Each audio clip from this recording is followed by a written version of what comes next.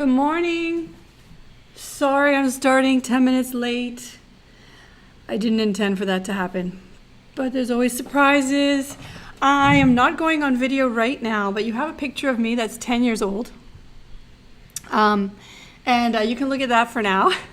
But I will try and see you at some point. But right now I just want to get started with the class. I'm really grateful that you all enrolled. This is kind of, I don't want to say it's an experiment, but I've not done this before with this course. I taught distance last semester, of course, like the other professors, and I really like YouTube for my classes. If anyone has issues with YouTube, let me know, because I don't see what problems we're going to have, because the videos automatically upload. And they're there and they're easy to access. And it looks like most of you are on YouTube. I just found problems when I would do meetings in different platforms with people, and I really prefer YouTube. Also, you see, what you're going to see is my iPad, and I can annotate, I can mark my notes on the iPad, and it seems to work. I use a stylus and my finger sometimes, so let me know if you'd like me to go slower or write clearer. In the end, though, you do have the video, so you can go back and watch these videos. Let me know how my sound is, how the sound is. You can hear me fine. I'm gonna read your comments. Okay, and some of you have are going to use WhatsApp as a group. I hope you're all connected with each other. If you're not, let me know, and I'll put you in touch with the rest of the group. People have written me about the textbook. Don't worry so much about the textbook. We'll resolve the textbook problem. Most of what give you is going to be in the notes that I give you, I share with you. Right now, I did not send you the notes because I'm still organizing my notes, but I will send them at the end of each class. I will send them to you so you'll have them. My recommendation is to take screenshots using your computer. Probably best to do this class with your computer. Take screenshots of the pictures or images that you want to look back at. But in the end, again, you do have the video to repeat, but it might be helpful to take a screenshot when you think there's something important and you want to remind yourself of that. All right.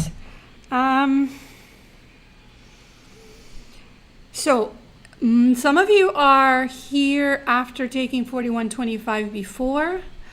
I'm sorry that you have to buy the Connect account again. It's only $30 for the summer, so that's a bonus. The idea there is to work out exercises in Connect, but and earning some portion of your grade, but mostly your grades will be exams. And that's it, really. So what I'm going to do is talk through the prontuario that I'm still editing. So I'll share this final version with you today. What you see here, some details. Well, we're going to meet, as I mentioned, at 9 in the morning, 9-ish, and go till 11:30 or 11:50, depending if I cover the material or I need more time. So that way you can organize the rest of your day. This is an intense class. I'm going to spend the first day reviewing, but it is a review, so if you need extra help or if you're not following, please let me know so we can resolve it immediately. You have my email. You have my phone number to text me if you need immediate attention. And I made some notes here about the last day of class. So we're going to go for 3 weeks. The last day will be the 26th for classes. And I'm not going to hold a class on Monday and Tuesday, 22nd and 23rd. All right? Which is fine. You're going to have enough materials to review then, and I might give you some readings to do. The test will be on Saturdays, so you get a lot of time. You're going to have to separate the time in your schedules. The test will be each Saturday, and you're going to upload them to me by email. They will go to the grader. There's a student grader. He'll have instructions for how to grade. I'll give him the rubric or the clave for the grading. And you will have to speak to me immediately if you don't like the grading, if you have questions about the grading, okay? Because what we'll do is you'll send it to me. He'll try and grade it within 2 or 3 days, and then he'll send it back to both of us. And if you have questions, you arrange to see me outside of class time. So I'm going to say by appointment because I really don't know. It's going to be a very tight schedule. So I'll say by appointment that we can meet and talk. We can talk by FaceTime or by Skype or WhatsApp. All right? So, what can I tell you? This is my bilingual prontuario. I'm also going to share with you the revised course prontuario that includes the distance modality and hybrid modality. Anyway, you'll get the email with all that information. So a lot of these terms, a lot of the objectives for the course you're familiar with. What we're going to do is go deeper, okay? We're going to go deeper with time value of money. We're going to go deeper with the required rate of return and the WACC. So the goal of this course essentially is valuation for the purposes of selecting projects. Okay, so we're going to learn about valuing assets. We're going to learn about valuing, in the end, companies. That's where we're headed, all right? There's a few topics maybe you've not touched before. Capital structure and dividend policy. And then there'll be a piece in ethics that we'll do. So this textbook we've been using just since last year. And we'll see how it goes. But predominantly, you're going to focus on my notes. I asked you to buy the calculator. Some students are asking if they can use the other TI. Oh, I have the wrong calculator. I'm going to see, these are the things I have to fix. I used to require the students to get this other calculator. I'm going to edit that. This calculator is more expensive. And actually, the TI-BA2 Plus, the TI-BA2 Plus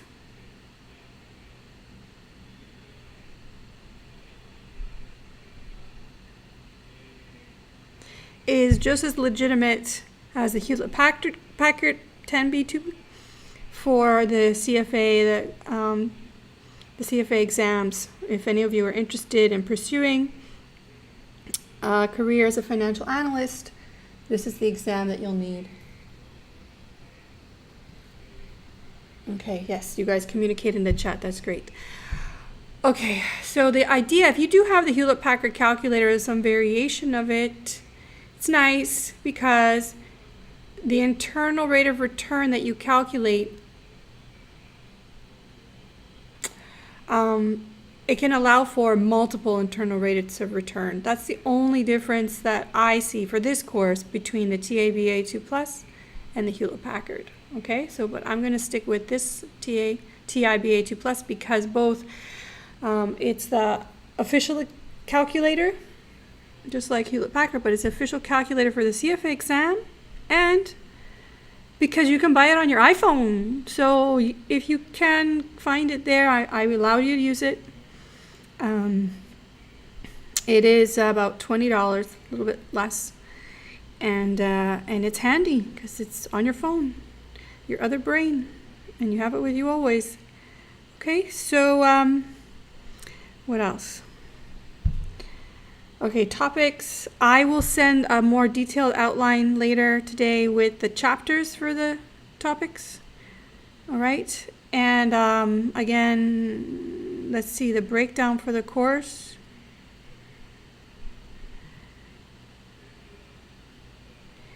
So I'm gonna have the assignments in Connect. I love Connect because it grades it for you. It's not a huge percentage. I really encourage you to work alone. You can communicate with each other. That's fine. I appreciate communication, but don't depend on each other. Okay, if you use each other to share ideas about how to do things, and you're both, both parties or multiple parties are learning, that's great. But if you're depending on other people, you're not going to have confidence in the material you're learning, and you're not going to be confident to take the other courses, the seminar course in particular. Okay, the courses that require 4125. Also, you're not going to feel confident for the CFA exam. But my students in the past, I used to teach this years ago, and since unfortunately Professor Arzola is not teaching with us anymore, I've picked up the course again. But in the past, I taught for about 2 years, and then I went on to focus on the graduate school courses. But the students who took the course with me were very grateful and said it prepared them for the CFA exam. So that's a bonus, all right? So as I said, these will be due, these practice tests, I call them the practice problems. Their homework, their assignments through Connect, and they'll be due each Friday, and they'll be automatically graded, and you'll be able to see your grades, I'm pretty sure. I'll make sure if you cannot, so you have to let me know. Then the tests will be before 6 p.m. Give me the tests. The final exam will be the final Saturday, and then we'll be done. Everything should be graded, and you'll have your grade before July. I'm going to have 5% here to see you participating. Now, if you can't make the sessions in the mornings, I said it's fine, but the problem with that is that if you wait and delay to watch these videos, you're going to have hours and hours to go through, and it's going to feel really stressful. So try and keep up, and I will reward you with 5% for your participation in terms of the chat or your questions. I see when I opened up the stream today, I was happy to see 30 students or 28 students. Very pleased to see a high number of students. Okay, so what are we going to do here? Okay, so this is not pertinent. You can see I didn't completely edit this. So what I'm going to be sharing with you in the course is a formula sheet with formulas on it. Now, if this was a face-to-face or hybrid course, I would make you write these exams in person. So why don't you still adopt the technique of using the formula sheet, preparing all your formulas on one page, and I'll start you off with the basic formulas, and if you want to add things, you can add things. I recommend you print the formula sheets. I recommend you print all the notes and create a book for yourself, which is actually what I do when I teach 3106 and 4125. How many of you took 3106 with me? You can let me know in the chat. You're going to see a lot of similarities, but we do go deeper. Okay, so some of this is going to sound repetitive at the beginning, but then I always go deeper into the topics. Okay, so remember, if you have any problems with the grading in the course, communicate with me immediately. I'm only going to give you a few days. And then after that, if you have a complaint, it'll have to be too late. I can't wait. We can't have you coming back to regrade things after the course ends, because this course is going to go quickly. Okay, there's not going to be pop quizzes. Okay, so I have a bibliography. Okay, so that's mostly it. There's no tutor, but if you have problems and you want to meet with me to discuss them, that's probably the best. I will understand you in Spanish. I can communicate in Spanish. I just prefer to lecture in English. It's more efficient. It takes me a while to formulate my sentences, and they're not always perfect in Spanish. So if you need help, please let me know, and we can meet by in a virtual meeting. We can get together, maybe if you want in groups or individually through, like I said, FaceTime or even this medium, and I can offer some assistance. Most of the exercises, what I'm going to do is we're going to review material, I'm going to give you some exercises, and I'm going to share with you solutions. Do not use the solutions as a security blanket. The solutions should be for you to check your work. So every time I give you problems, solve the problems and then look at the solutions, and you might learn something. You will learn something because the problems are rather challenging. All right, so that is the prontuario. Let's see what else we have. Any questions about that?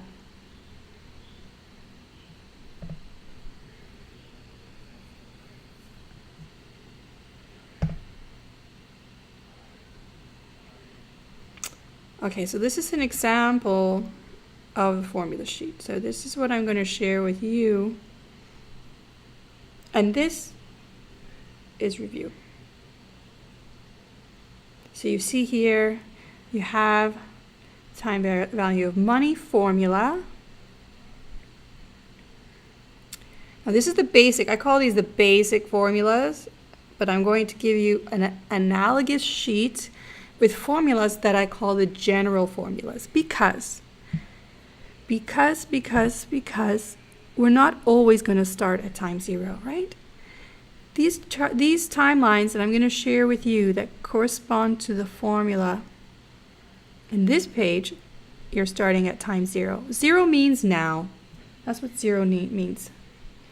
Okay, so if you're reading a problem and they talk about now, you're going to be working at time zero to a future date, which we'll refer to as T.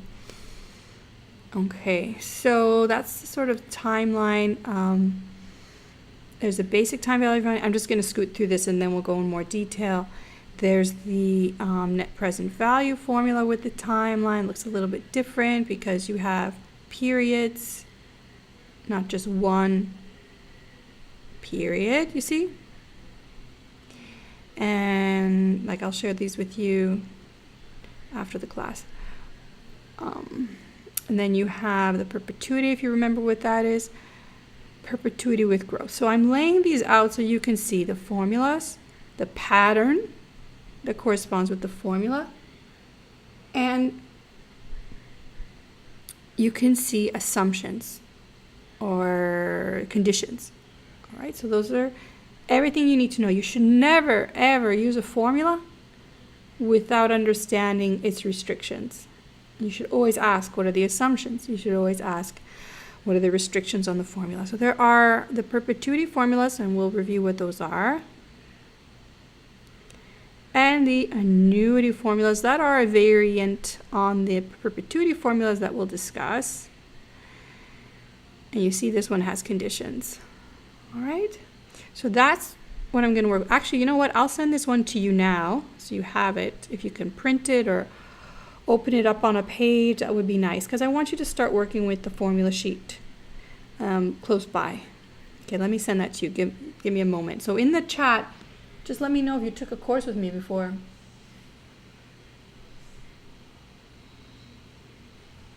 You need the link? Okay, so let me send you the link. Okay, so let's take a 5-minute break. I'll send you the link if you need that, and I'll send you this formula sheet.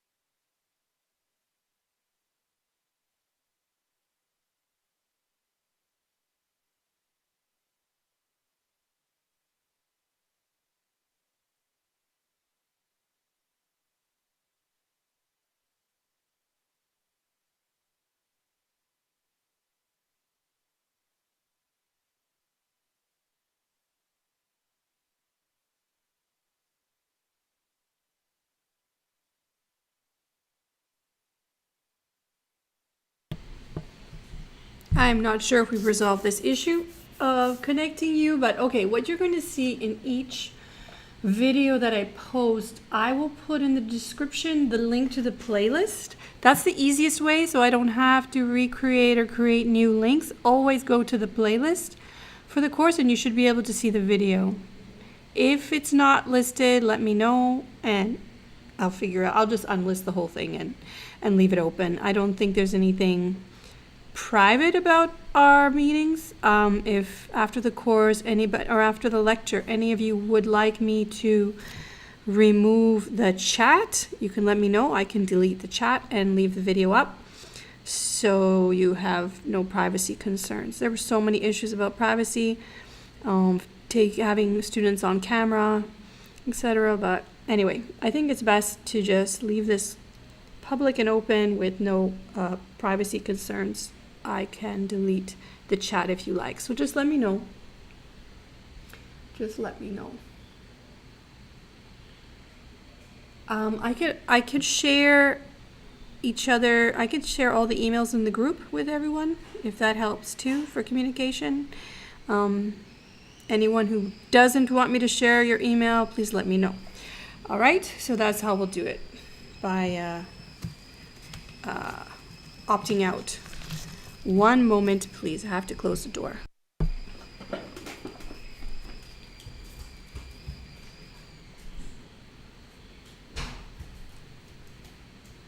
And I just realized I didn't send you this formula sheet, so let me send that to you as well.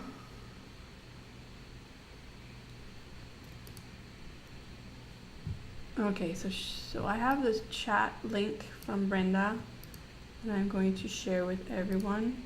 What I'll do is for now, I'll keep it private, give you a chance. But if you do not want me to share your email, let me know.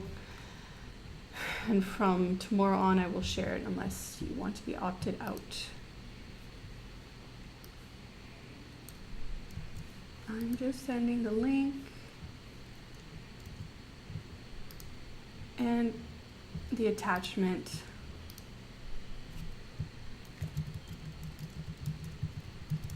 With the formulas.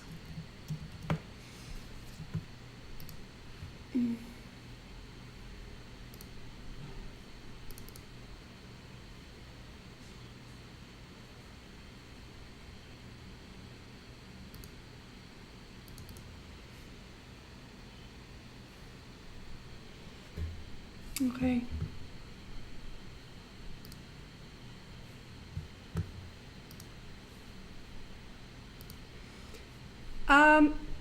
I'm pretty sure there's no errors in my notes, but if you do find one, I should reward you and commend you for reading so detailed enough to find a mistake in my notes. So please, maybe I'll have, I don't know, bonus points or something for someone who recognizes any errors in my notes. Okay, so let's see. What are we going to do next? Let's start with the calculator and our discussion. Let's set up the calculator.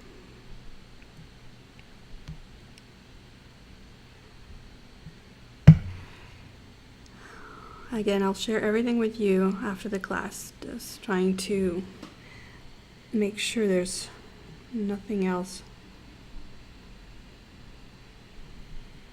Hold on. Nothing else I need to edit on them.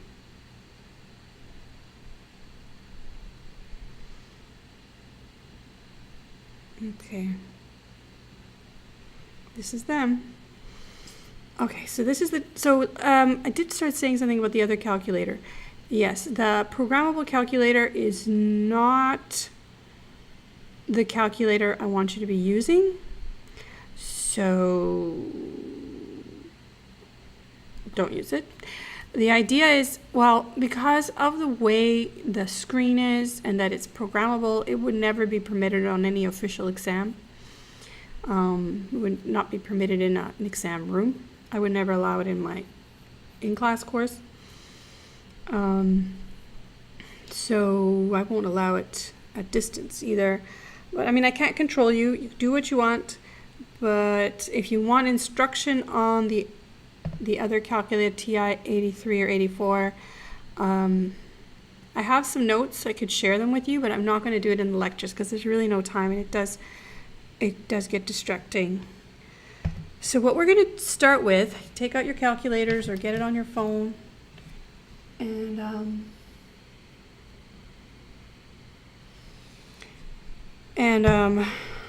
you can see all that.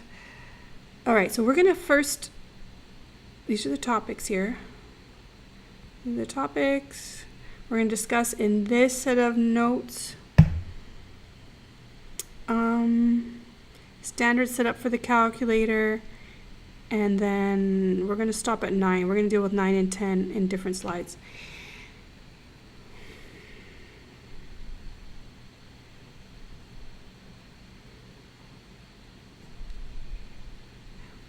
Did you use a calculator in your other classes?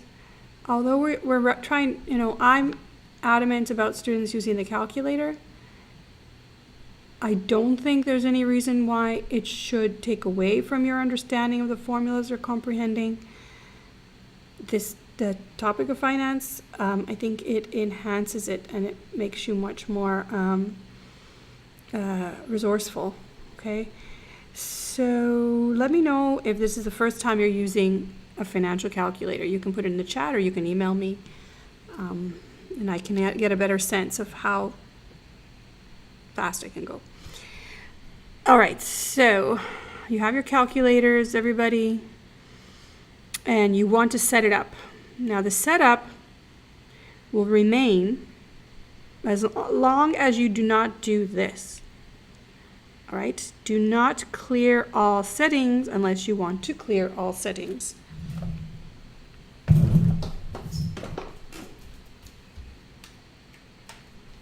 This is known as a hard reset.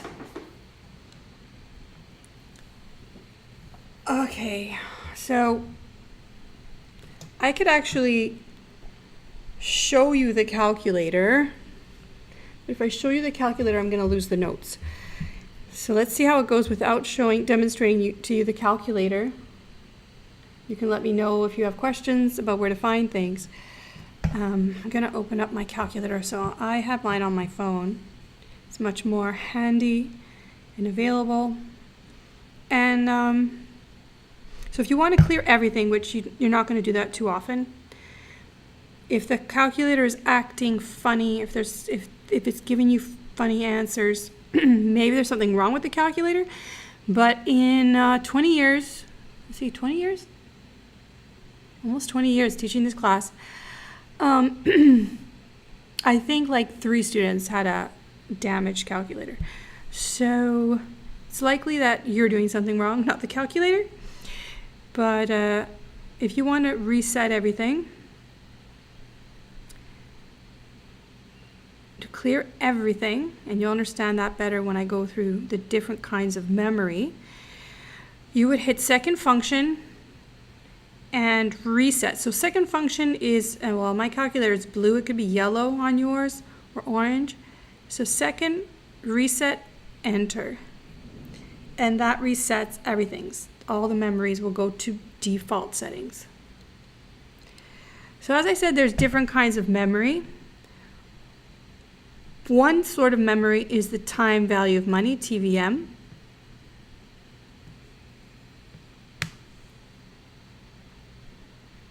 Okay, so a few first timers. All right, so I'm going to go steady. I won't go fast. So there's different kinds of memory. One is the time value of money memory, and you'll see that in the third row. In the third row, you see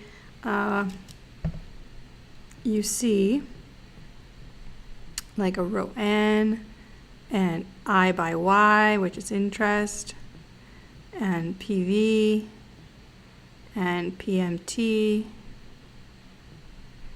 and FV. Okay, so that row, that's the time value of money row. That's a different memory than the other types of memory I'm going to talk about. So the time value of money row can be deleted or cleared all alone without deleting other things. All right, so the way you do that is second function, and then you go to clear TVM. clear TVM. So second clear TVM is above the FV. So it's here. Okay.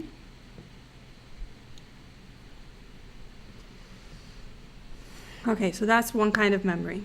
Another kind of memory is a worksheet that you have in the calculator.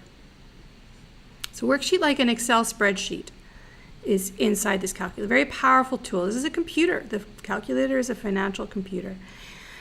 So let's say you have things in the worksheet, in your Excel type worksheet in the calculator, and you just want to clear that. You don't want to clear the TVM, and you don't want to clear the other memories. So to do that, you have to hit second and clear work. Clear work is above the clear the screen button. So you're going to see that at the bottom above CEC. It's going to be found here. Okay? So that'll clear the worksheet in your calculator.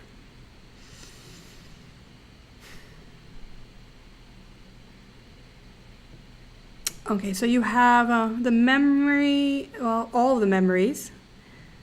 Just to recap, all the memories that you would clear with clear all. You have the TVM, time value of money memory, that you clear with clear TVM. And you have the worksheet memory that you clear with clear work. And then there are also stored individual numbers. So that's another memory, okay? And we'll talk about that in a bit. First, to set up your calculator, you want to observe all the decimal places you can on your screen. To see 9 up to 9 digits on your screen, or sorry, 9 decimal places on your screen, you need to set it up because that is not default. You will have to hit second function, format, which is on the very bottom row, 9, and enter. Now, I don't expect you to remember all of these steps, so you have to remember to go back to this page, okay? You have to go back to this page or print this. You're going to print these notes and remember to go back. You can even add these points to your formula sheet so it's easily accessible. Okay, so you're going to hit second, format, 9, enter, and what do you see on the screen?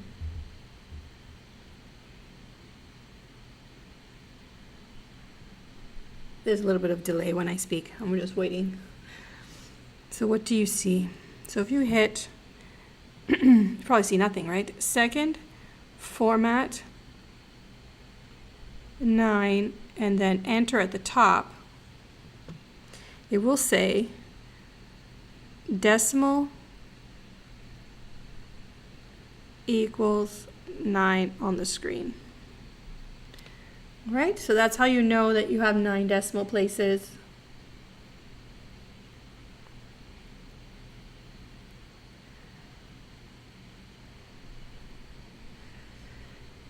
So to check it, if you take 11, so clear the screen. So if you just want to clear the screen, you use clear work. Because if you want to just clear the screen, you use this, right? That just clears the screen. Doesn't clear any memories. Right. So if you want to just clear the screen, you use CE.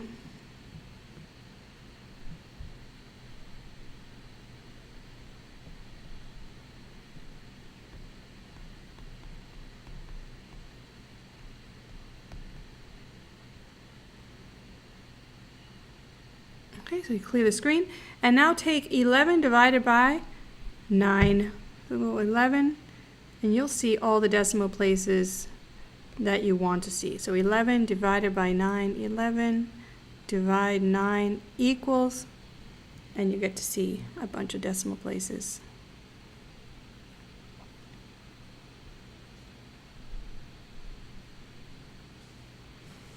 Well, it seems like more than 9. 1, 2, 3, 4, 5, 6, 7, 8. Yeah. Okay.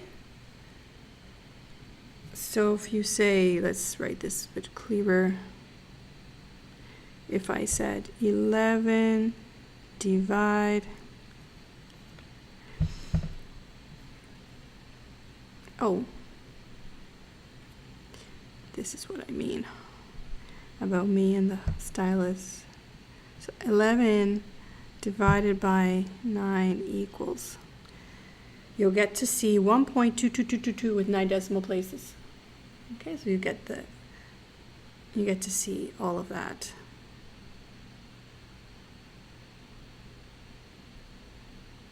And why do I want to see so many decimal places? Why do I want to see so many decimal places? Because interest operates with decimal places, right? And we are working with interest rates and accumulation, and the decimal places matter. In fact, banks, financial institutions will use all the decimal places they can when calculating interest payments, okay? And so you need to know how to do that. Oops. Okay, so where were we? So we set up the decimal places. Now, we need to establish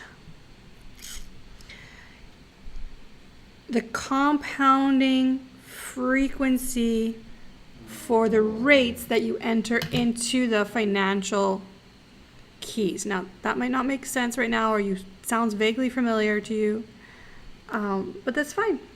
For now, what I need you to do, and what I need you to set up permanently, unless otherwise told to change it, is that your calculator compounds once per period. And to do that, you say second.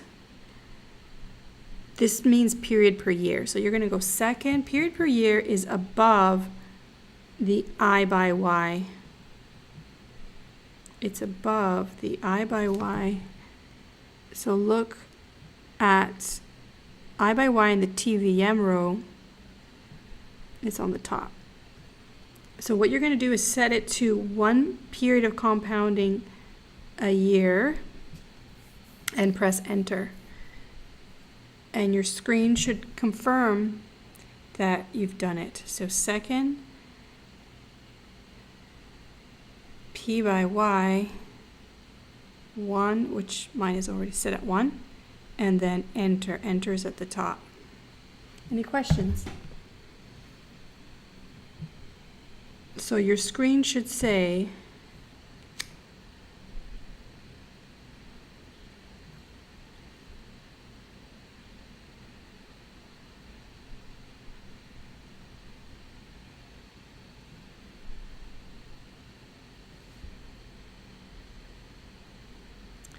so what should the screen say? The screen should say,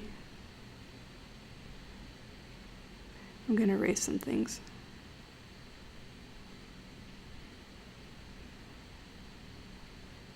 These decisions I make and then they don't work. Okay, so the screen should say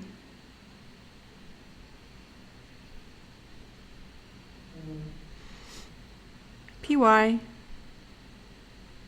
so periods of compounding per year, is equal to 1. All right, that's what your screen should say if you got it right. And finally, our formulas. So our formulas do two things. They are going to be set up so that compounding happens once a period. That's why I'm set. So my formulas are like that. That's why I'm setting the calculator up like that. The other thing the formulas are set up to do, for the most part, most of the time, except sometimes not, okay? Most of the time, the payments that we're going to discuss, payments like in mortgages, payments like in paying a car loan, payments like shareholders receiving dividend payments, those payments will be at the end of the period in question most of the time. So your calculator is already set up as a default with this, but I will need to teach you how to turn it off, or to turn it to the opposite, which is payments at the beginning of the period. And I'll discuss what that means. So you're going to hit second, and you're going to hit begin. Again, begin is in the TVM row above payment. So above payment, PMT, you will find begin. And then second and set, and like enter and set are in the top row. Well, set is in the top row.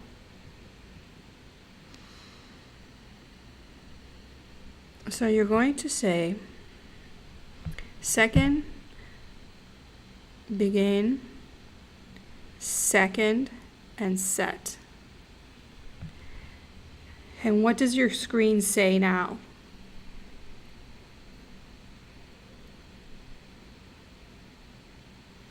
What did you see on the screen?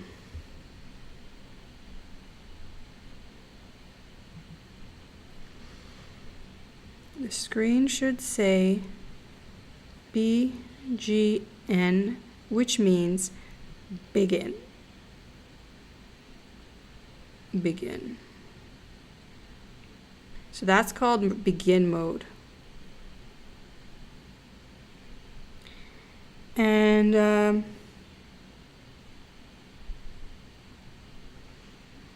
if you clear your screen,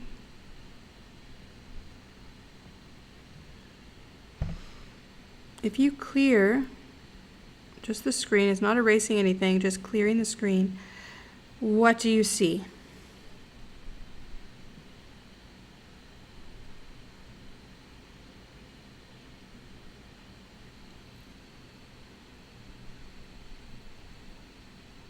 If you clear the screen, what do you see? Now this is very important that you check for this to make sure your calculator is only in begin mode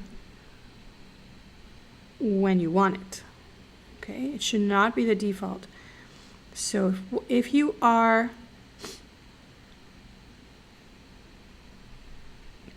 clear the screen, you're going to see in the top of the screen, in the corner, you're going to see begins. You see, it's helping you, reminding you, you are in begin mode if you clear the screen. Now, how do you get it off? How do you get it out of begin mode back into the regular mode of the end of period payments? What you do is you do it again. So this is like a toggle. It's a toggle setting. To undo it, you repeat the steps. So everybody get rid of this by repeating all of these items.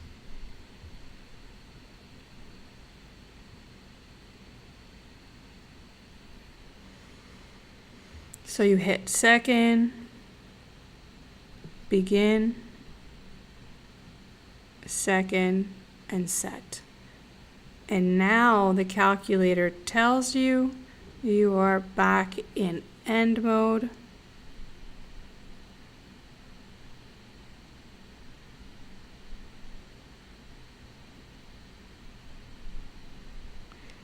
And when you clear, you should have nothing at the top.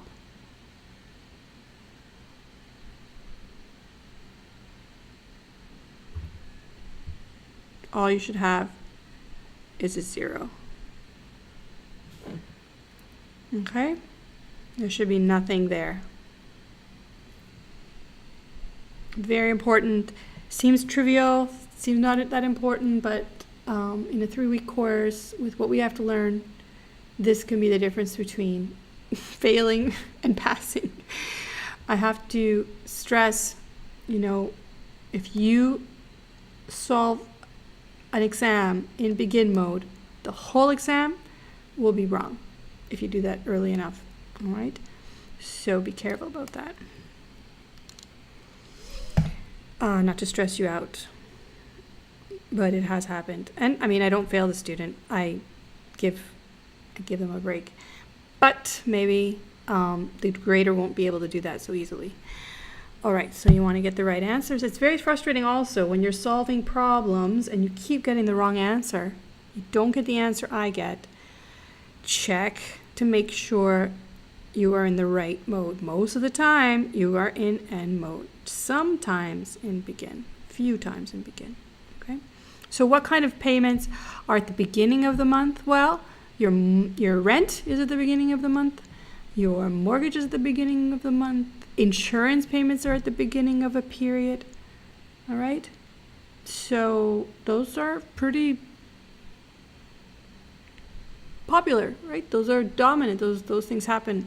They affect your life.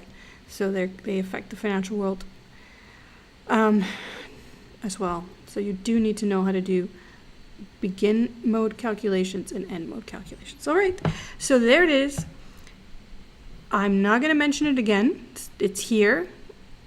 You have it in your notes that I'm going to share with you. And so you can go back to it, or you could take a screenshot to remember. And you have the video to repeat, to remind yourself how you did this. So there's one more kind of memory that you need to know about. And that is the individual storage keys. These are the steps that you will take to storing values. Now, why would we do this? Well, when we solve a problem, there's many steps with a lot of decimal places. To transcribe from the screen of your calculator to a sheet of paper, you might make mistakes, and then typing it back in, you might make mistakes. So to avoid that, store the screen value using the store key. And let's see how we do that. So let's do this. I'll give you some examples. Let's take, let's go back to 11.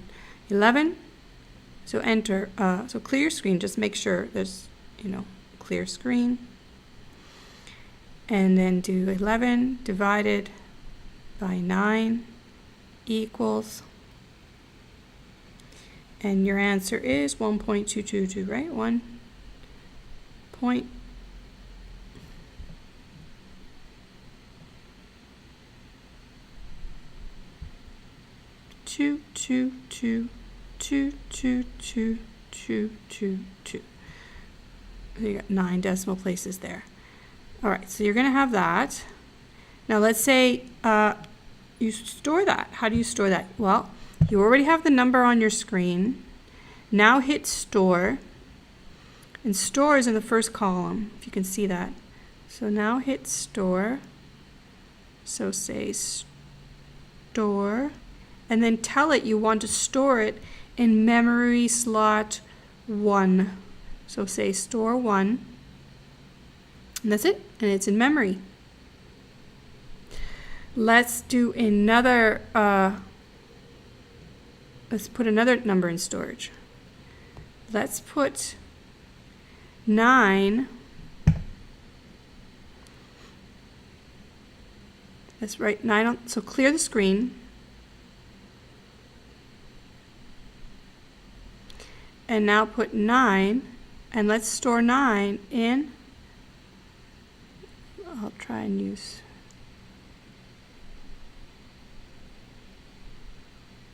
so let's put 9 in the second storage space. Now I'm making easy calculations here, but you're going to appreciate. So what I want to do now is I want to multiply my result, this one, by 9, but I'm going to use storage 1 times storage 2 to get a new answer. Okay, so how do I do that? How do I get this stuff out of storage? To get it out of storage, you use recall. So there's also a key below it called recall. So let's clear the screen.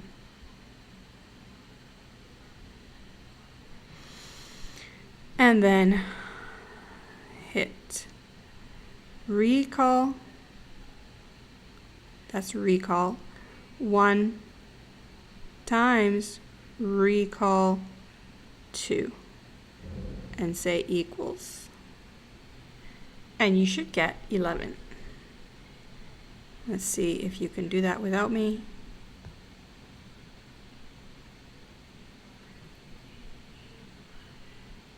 So I will encourage you often to use your storage keys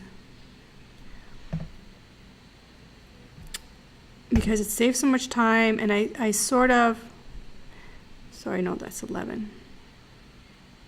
So recall 1, sorry, was 1.2222, whatever, right? And that's going to be times 9, and you should get 11 back on your screen. So I'm going to encourage you to use those storage keys. So you're going to hear me refer to them. So learn them now. If you want to see what you've stored, now you can see them.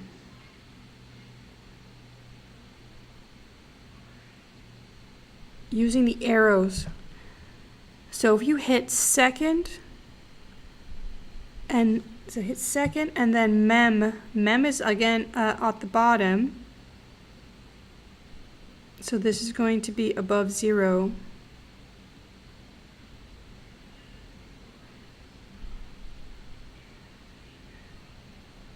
That's where you're going to find memory. And then you're going to use the second mem, and then use the arrows at the top to scroll through. So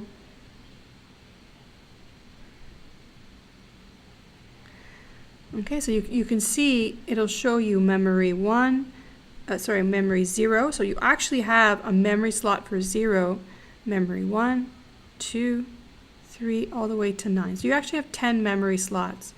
So that will be for memory 0, memory 1, memory 2, etc., all the way to memory 9.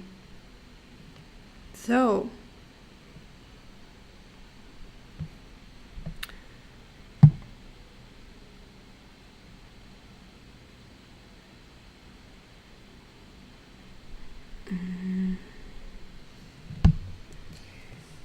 I'm just looking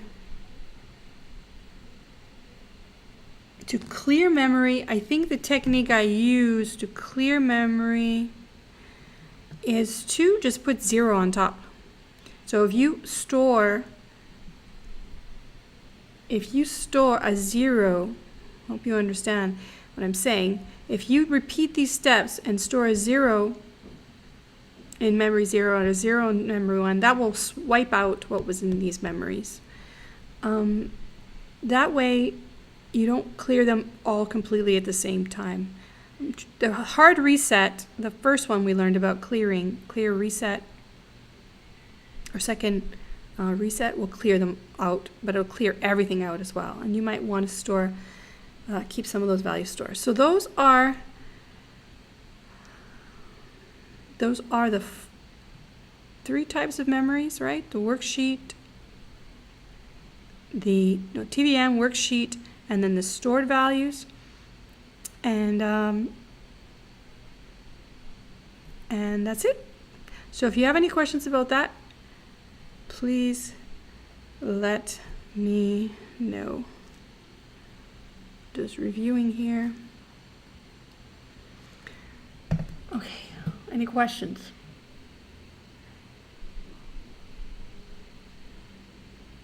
Let me do that. I just feel like maybe we need to do that. So let's clear what you have in memory 0. Let's put a 0 in it, for instance. So let's say if you hit, so clear your screen. Let's clear the screen. And then you hit 0, which is already 0 on there. Store 1.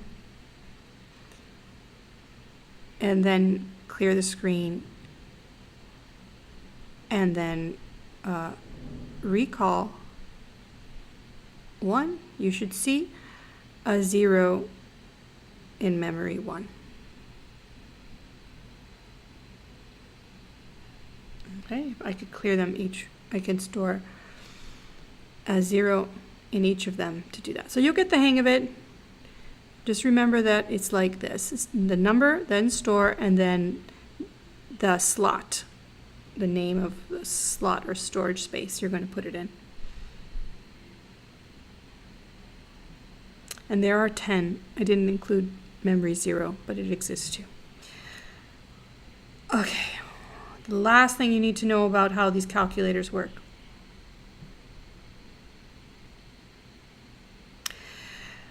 Finance works with cash flows. Cash flows are either inflows, that's money to be received, revenue, money in your pocket, that's cash inflows, and those are positive. Or it's money to be paid, money owed, money due. That is going to be a negative cash flow. Okay, those are outflows. The calculator works with this notion of cash flows because the formulas that it works with depend on whether you're working with an inflow or an outflow. So it needs to keep track of the type of cash flow. So you should be familiar with that from 3106, the idea of cash flows. If not, now you know. So when you see with the formulas that we're working with, to enter them into our calculator, there is a storyline. Literally, I'm going to give you a storyline, but in reality, when you enter values into a calculator, they're going along with a notion. Either you're talking about payments to be made or revenue accrued or money accrued.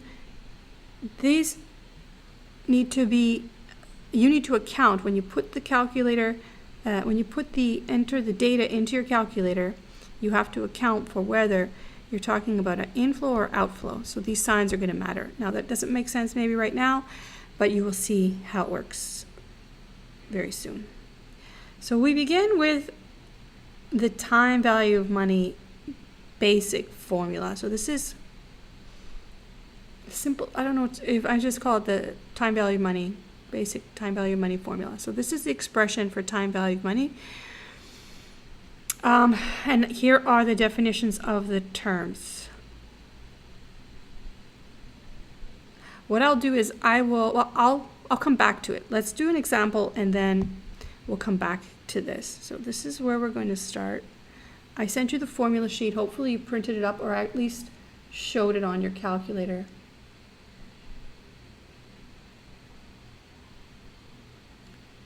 So Brenda's asking me, the calculator saves it. Are you talking about the memory?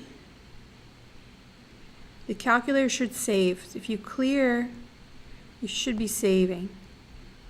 If you have problems with the calculator, what I'll do, let me, don't worry about it right now, okay? If it comes up, we'll deal with it and at that point. But it might not be a concern right now. Okay, so we'll talk about calculator problems in a minute. But yes, your calculator should store these values that you put in to memory. And you should follow the steps. The value you want to put in, hit store and the number, and it should be stored.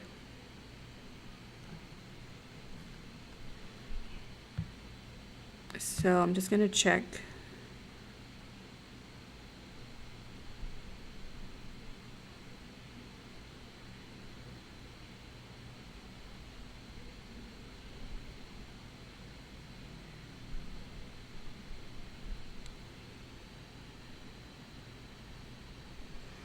Okay, maybe let's put 12 star 4. Yeah, it should work, Brenda. Okay, but I'll talk to you if it doesn't work. We'll iron it out. But Basically, those are the three things you got to put in. The number that you want to enter into storage, you hit storage, and then the memory slot, and it should go. If it's not going in, maybe you didn't press hard enough or you didn't press the right way and it didn't register. Okay. All right, so let's look at a timeline, the basic timeline. And I'm going to make this much more general, so it's very important you understand the basic timeline. We have, this is the two-period model. These are the periods, and around those periods, you have perspective. You can look at this, and it's actually very philosophical. You could see this moment in time, 0, which is right now, or it's referred to as now in the exercises you saw, or it's referred to at the beginning of a period, at the beginning,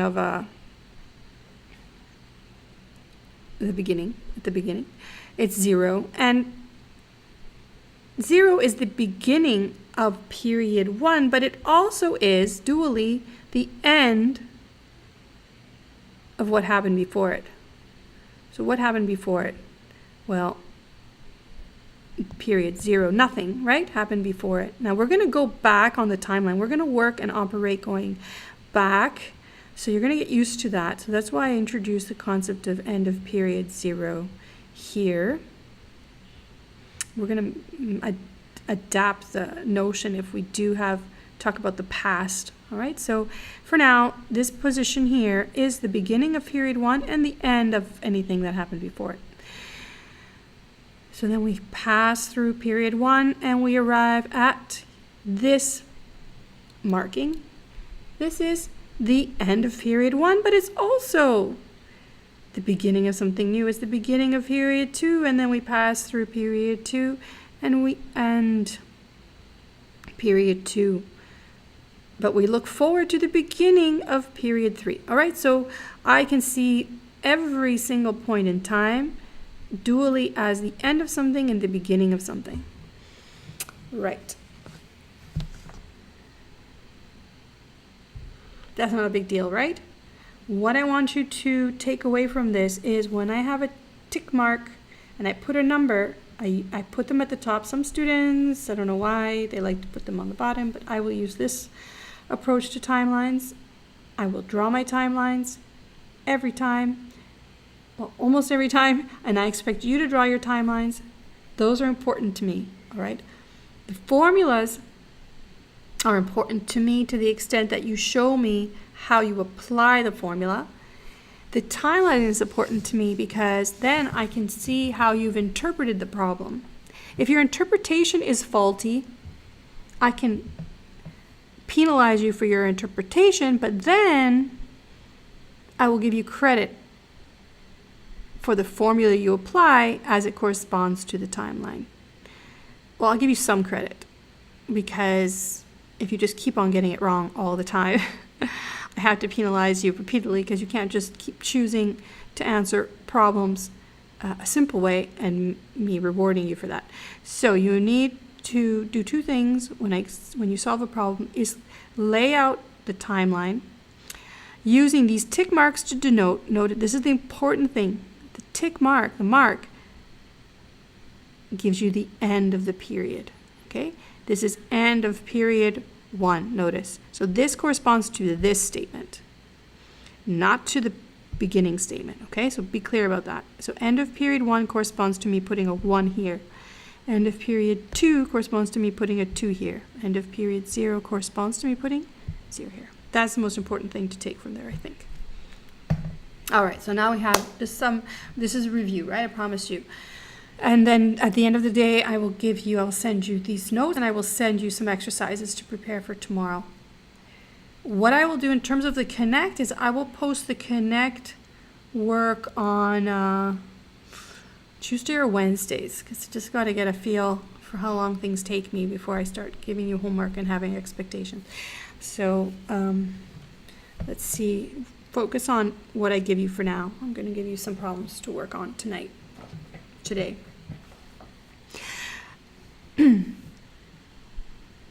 If any of you are trying to work a job right now during these 3 weeks, I don't know what to say. It's going to be really hard, however, really hard, because this is going to be a lot of work. Unless this is just you brushing up on the topics, or you did very well in 3106 and you're confident. I don't recommend it, however, because it's going to go really fast. All right, so just putting that out there. I'm going to expect a lot in the next 3 weeks. Okay, so here's a problem. Basic time value of money problem. The prevailing interest rate is 8%. When I say that, that means that's the only one, okay? Even though in reality, there's many interest rates, there's many things you can do with your money. And the fact is that when we solve problems, we reduce it down, we simplify, okay? We abstract it from the reality, and I simplify it, and I focused on this interest rate. Now, by the end of the course, you're going to actually be computing interest rates. You're going to be deriving interest rates, appropriate risk-adjusted rates of returns, believe it or not. But that's, for now, I'm going to give them to you. So this is the one that exists, and this is the question. What is $1,000 invested today worth in 2 years? And I want you to compute the simple interest and the compound interest. What's the difference between these two?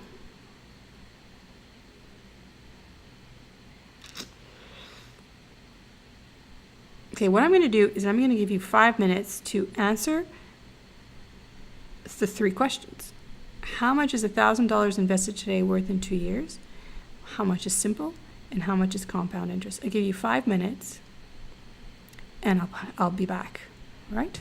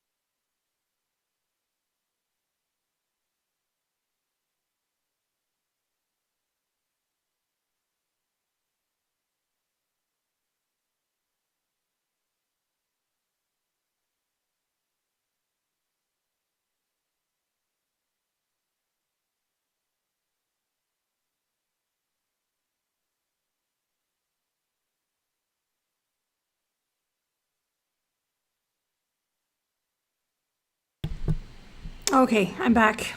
How did you do? You got an answer?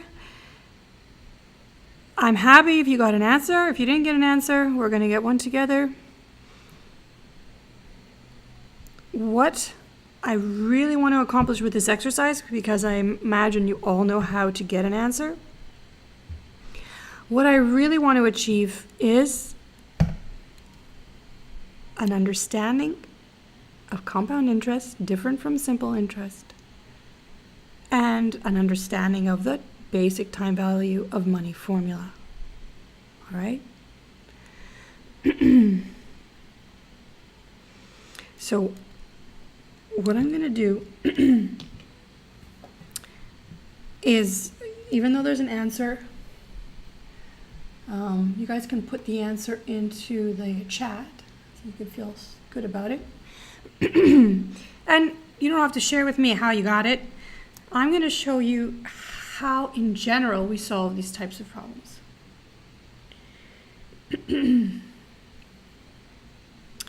So, in this period, there's an interest rate available. Now, the very fact that there's an interest rate available means that if I don't take advantage of it, there's an opportunity cost. If I don't take advantage of it, I need a good reason for not taking advantage of it. So I don't get into all that here. Basically, I say to you, it prevails and you're going to use it. You're going to take advantage of the 8% and you're going to invest 1,000 for 2 years. So what's going to happen? The 1,000 after one period is going to grow. You're going to get the 1,000 back and you're going to get a little bit more. You're going to get 8%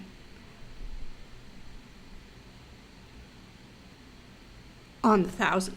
Okay, so that's how we express that. And so you're going to get, the 1 represents getting it back. So when you see that, you get back the 1,000 plus you get more, the premium, the extra, the interest. Now, for the next period, you leave it all there. Okay, we're not going to touch it.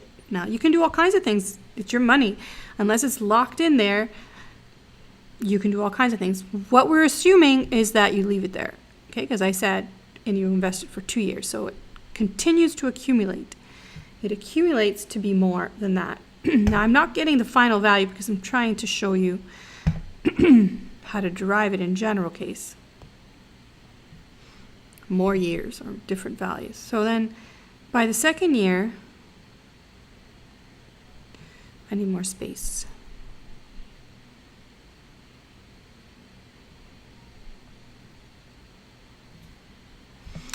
By the second year, you're going to take the accumulated amount. Remember, this was what you accumulated, so you have this, whatever that adds up to, and then you're going to accumulate it again.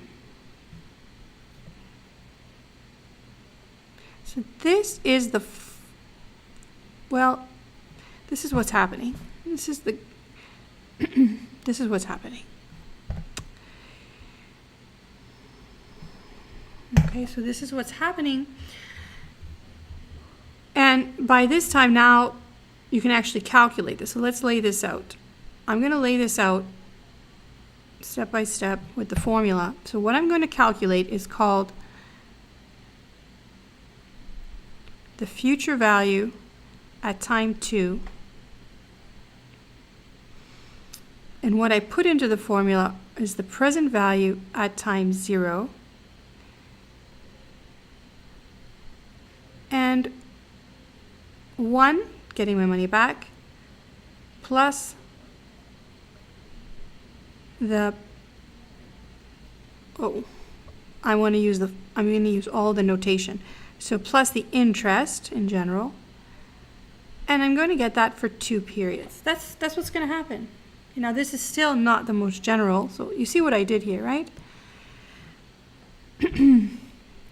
So this is then, in general, notice 0 plus 2 makes 2. Okay, so I'm going to accumulate a principal amount. This is called a principal value or present value. I'm going to accumulate, so when you see this, this is like accumulation for 2 periods, arriving at a future value at time 2. Okay, that's how I use the notation. I don't expect you to be so perfect about the notation, but it will help you. If you can use it, it will strengthen your understanding. Okay?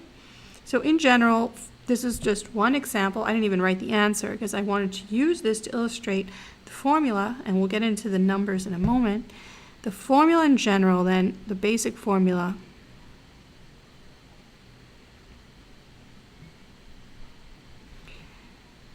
is future value at time t is equal to present value now, accumulating interest for t periods. So this is my formula for a situation at the basic time value of money formula where I'm just accumulating interest. Nothing else is happening. This is differentiating between lump sum amount that accumulates and something we refer to as payments. Okay. All right. So that's the formula.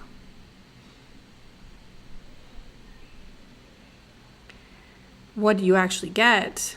You actually get, so this is what I want from you for a test situation when you write the test. Now on whatever you do in Connect, I'm not going to grade your exercises, right? Connect is going to do it automatically. For the exams, I want to see this formula, right? Do your best with the notations. I want the values inside the formula, the values inside the formula. I don't want you to write the formula I just wrote. That's not going to get you any points. Okay, so writing this, as much as I stressed the importance of it, is not going to get you any points. What's going to get you points is applying it to the exercise. So that's this. And what else is going to get you points is the answer. So this. And now, I do not expect you, even though I expect you to write the formula out, this is required, and I expect to see the answer, I also expect to see the timeline. I don't need all the details. I just need this, and I need something like you're saying, you know, you want future value to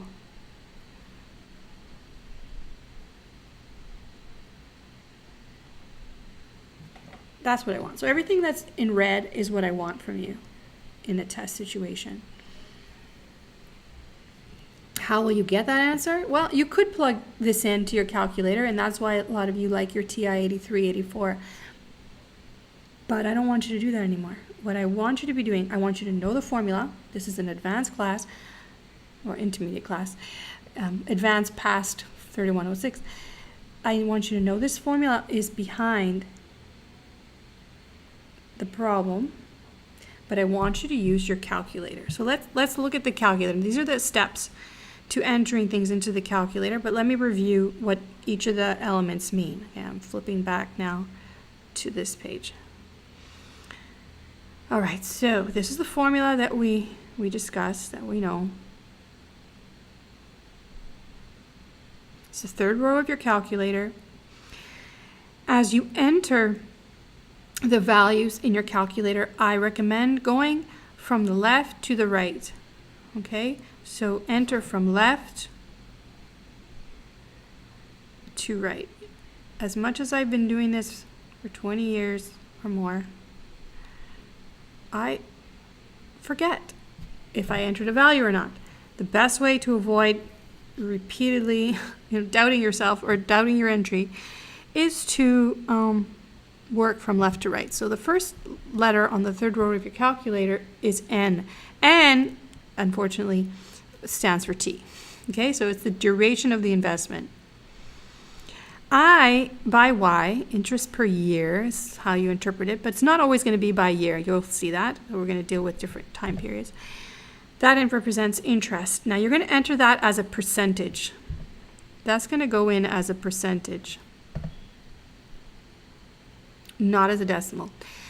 It might have decimal values in it, like 5.6%, but the point is that you're going to enter it as the percent version.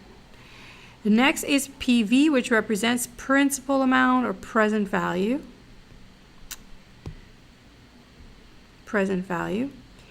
And payment, PMT, is the constant payment end of the period.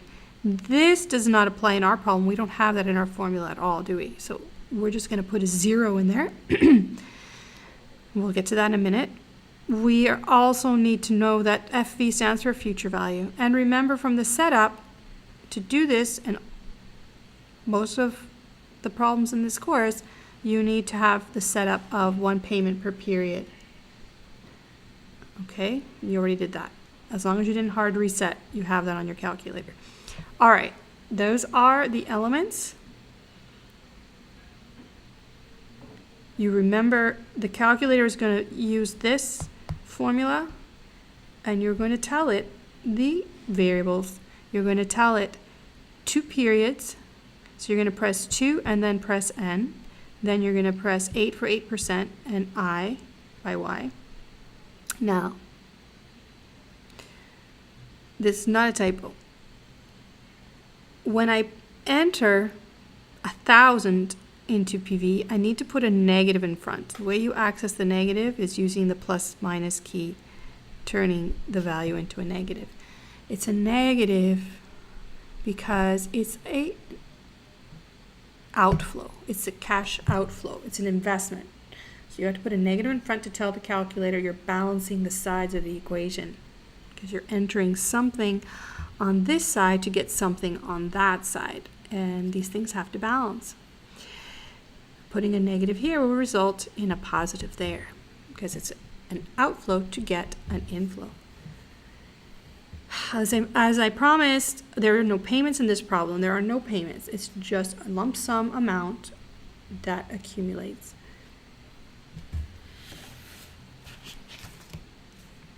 If you don't understand some of the terms I am saying, please write it in the chat or email me or text me. I do have my calculator here, my phone here, which I'm using as a calculator. If you have a question privately, send me a text. I might miss it, but send it. I might not miss it. I'm going to try not to miss it. So when it's a lump sum, there's no payments, you just put a 0 in there. And then you asked, this is the main thing, is you have to compute. Compute is up at the top. And you say compute, you press future value, and you get your answer, and that's it. All right, so make sure you can get that. Anyone having problems, let me know. Writing out this, I don't want to put a big X on it. No points. Okay, you get no points for showing me what you punch in the calculator. That's for you to know. Now you can write it down on a piece of paper for yourself, if you write it on the exam, keep things straight. But I'm not going to give you points for telling me what you punch in the calculator. I'm going to give you points for knowing how to apply the formulas. All right? That's the most important thing to me. All right, so now, all I did was answer the first question. Now about the simple and the compound. So what did we get? What we got was the accumulated amount. We got 1,000, and we got some extra money, the 166.40. Right, so $166.40 is the total interest. So we need to separate between simple and compound. Simple is basically ignoring that not only are you getting interest on the invested amount, you're going to be getting interest on the interest. That's what compound interest is. So to calculate a simple interest is ignoring the compounding effect. You're just going to take the present value, this is a little formula for you, times the interest, times the periods. This multiple is just the simple interest. That's why I get 160. So the total interest was 166.40, right?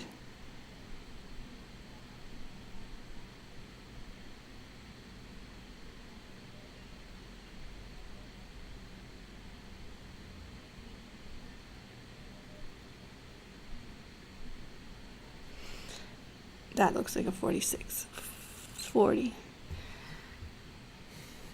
So that's the total interest because you got your $1,000 back and then you got more. So if you take this calculation, you should remember this one for yourselves, is ignoring the compounding effect of interest on interest. It's just the interest of getting 8%,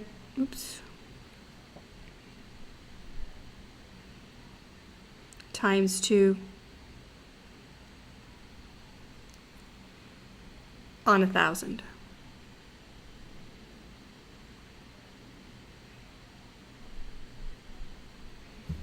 Okay, it's a very simple elementary calculation, but it's not correct. And why do we care? I mean, why do we get so specific? Well, we get specific because banks get specific. And also, when we're working with thousands, that's one thing. But a bank works in billions and trillions of dollars, right? Well, banks. The banking industry as a whole. So, when I talk about banking, the financial sector works in trillions of dollars. So these rates accumulate large sums of money. Okay, so this is really important. The difference of simple interest is ignoring the compounding effect. So to find out what is just the compound interest, we take the 166.40. Sorry, it's so messy. It's hard. 66.40. I'm still not a pro at this. People are doing works of art, you know, and I'm struggling. Getting used to the iPad sensitivity. So you take 166, you minus the simple interest of 160, and that leaves you $6.40, which is the compound interest. So that is the result of the interest on $160.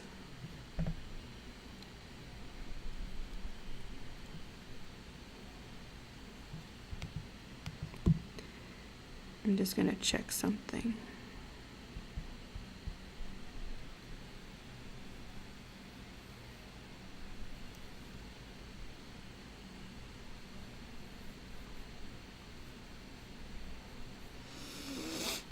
Okay, is that all right?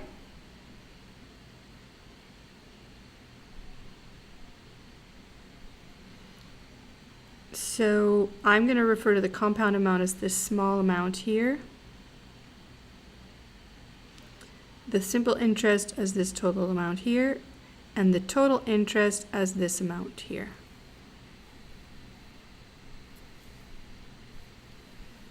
And the total interest was just taking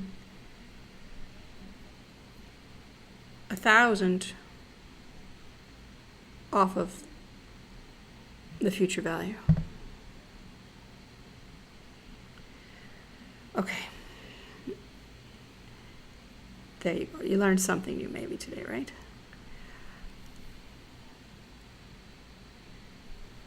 All right. Okay, so we have a formula. We have a structure for understanding money through time. What links the periods of time is the interest rate and what happens. How do I explain that? what links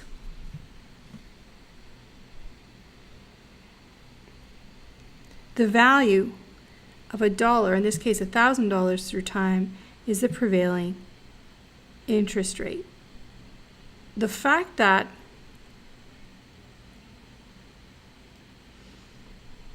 there's an interest rate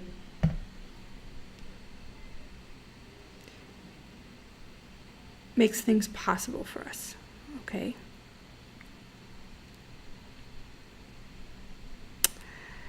For instance, what I'm going to do is I'm going to express the formula here. Future value T equals PV 0, 1 plus IT.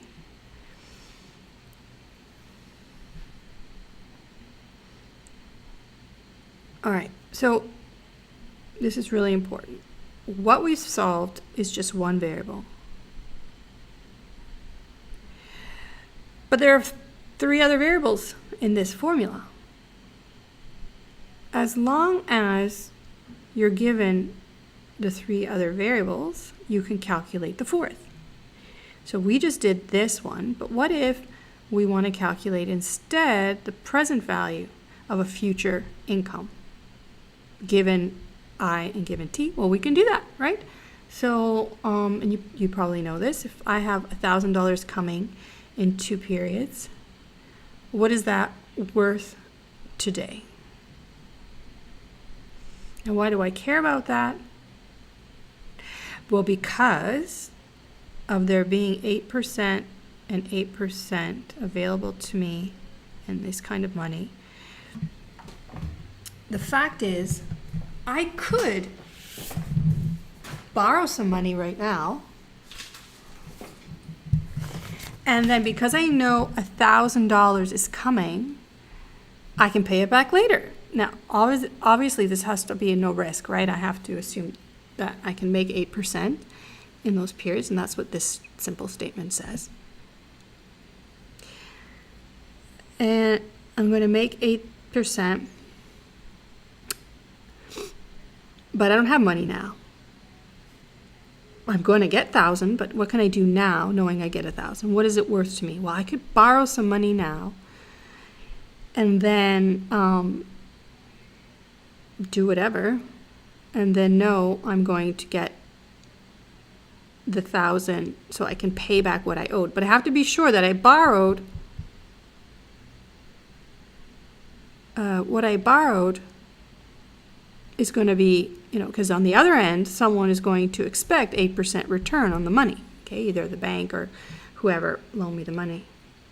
Now, my interest rates are really high. I'm going to digress a bit. My interest rates are really high. Right now, the interest rates are very low. But I'm going to see if I can edit some of my notes to make them more realistic with what we're dealing with in the world today. But anyway, let's continue to work because the formulas are going to apply anyways. So how much can I borrow today, and how much will it have? And I want to be sure that I only have to pay back 1,000 later. So what I'm going to focus on to get the answer is instead of looking for FV, I want to look for PV. So let's rearrange this formula, or I can just use the formula as is and enter the values and solve for PV, right? Let's see if that's what I do. So essentially, what I want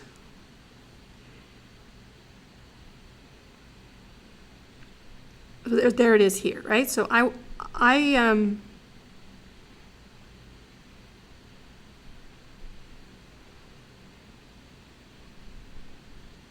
this is the future value, the 1,000, and I want to know what PV is. it's the same formula, but I've just put the FV over here. So I want to know what the PV is. To solve that, I guess all I have to do is algebraically, I can divide, right, by 1.08 squared to find that, mathematically, algebraically. So here's the thing. Sometimes I'm going to expect you to solve things algebraically. I'm going to ask you to show your work. So you need to know how to do that. That is going to be assumed. So we're going to practice making algebraic calculations, but I really want you to confirm your answers with your calculator using the financial mode of your calculator, all right? So yeah, I'm asking a lot, but you're finance students, so I can expect it. So here is what I'm going to do. So you could write this down. You should write this down if I ask you to show your work. But you don't have to punch this in your calculator. How are you going to punch this in your calculator? I'll talk about that in a second. So let's just look at the big picture first. So essentially, you can borrow $857.34 and do whatever with it. And because you know you're getting $1,000 later when it comes to 2 periods and your money is due, you give the $1,000 once you receive it from whoever's giving it to you. Okay? So what is it worth to you today? It's worth $857.34 in your pocket. You calculated that by realizing you have all the other variables, you just want to find the present value amount. So let's look at entering that into the calculator. Okay, so as I said, I don't want you to be punching this in analytically. What I want you to do, although you need to be able to solve it and show me how to get the answer, I want you to enter it like this. So let's do this. What from left to right, 2 goes into n. So you already have these numbers. If you didn't clear your third row time value of money, you should have all these numbers still. 2 is in n, 8 is in interest. PV is what you want to solve, so just leave it. Remember to put 0 in payment because there are no payments in this problem, right? We're just accumulating money. And then notice I use a positive 1,000 because I'm getting that later, okay? So that's to be received. Then you say compute, and this time you ask for PV, and your answer will come back negative 857 because, well, if you put a positive to be received, it's worth $857.34 to you today. Now, the storyline that I gave you was that would have required me to put a negative here because you have to pay it back later to get this. So whichever storyline works for you, as long as you're balancing the equation, you're going to be fine. So let's say instead you wanted to say, well, you have to pay back 1,000 later. That would have been a negative, and then this would have been $857.34 as though you're borrowing this money now. Okay, but the way that I've entered it here is showing you that another storyline, so a second storyline could be that I'm going to receive 1,000 later. What is it worth to me? What would I pay for that? So let's say there was an investment opportunity that promised to give me $1,000 in 2 years. What is it worth to me? I would be willing to pay $857.34, that's why it's a negative, to get the $1,000 later. So that's the other storyline I could tell. Can you even see those numbers? Sorry, I do that again. Let me do that again. So what did I say? The way that we entered the values was, and this is fine, like there's no right or wrong. The only wrong thing to do is to forget about the signs. But if you entered it this way, what you're saying is that you're going to receive 1,000 later if you pay $857.34 now. Okay? Now, I don't want to see these negatives and positives on any exam. I just want to see, I don't want to see cash flows on the exam. This is just how the calculator keeps track of inflows and outflows. All right, I hope I didn't confuse you there, but there you go. Those are the two ways you can think about discounting. That's what we're getting at. So this is discounting to find the present value amount, whether you think about it one way or the other. The value of $1,000 today is $857.34. That's what you would be willing to pay to get 1,000 later. Or this is how much you could borrow to pay back 1,000 later, whichever works. All right, so now we've talked about two different variables that we solve for. What about a third? What about finding interest? Here's an exercise. Now this is the most important time, the only real time you have to worry about the signs. When you are going to enter values on both sides of the equation.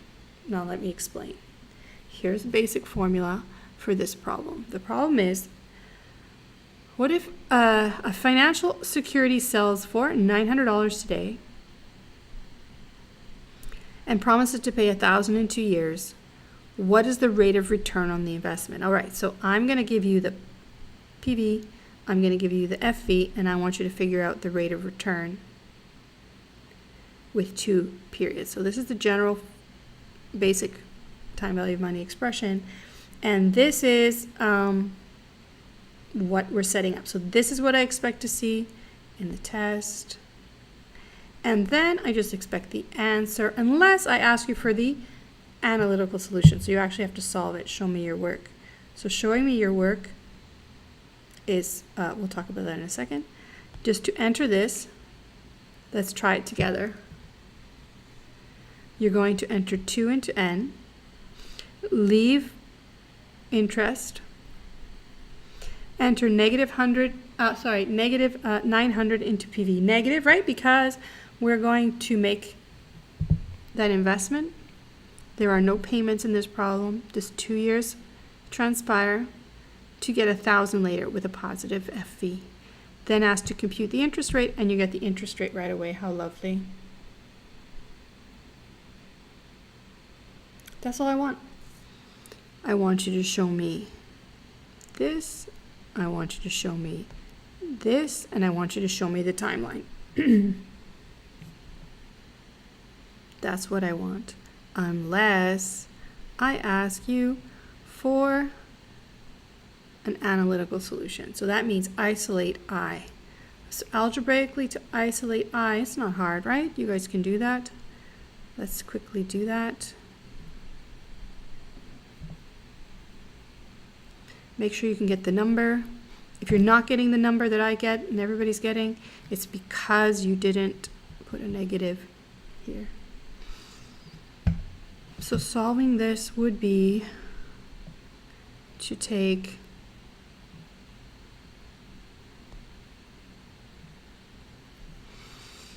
$1,000 divided by 900 equals 1 plus I square. And then, so that would cancel there. That would cancel there. So you have 10 over 9, which is not going to be a nice number. So I'm just going to do 10 divided by 9 equals the square root. Okay, so I'm going to leave it in like this because otherwise I'm going to lose the decimal places. Square root minus 1 equals I. As ugly as it is, that is the answer. And the answer is I equals 5.41.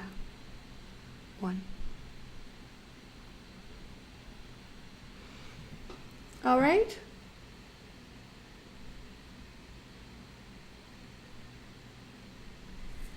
So practice that if the algebra is an issue.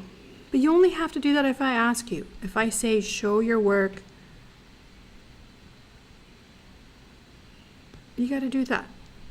So you need to be able to do that. So keep these notes handy to remember how to do that. Actually, I'll give you a moment to write that down.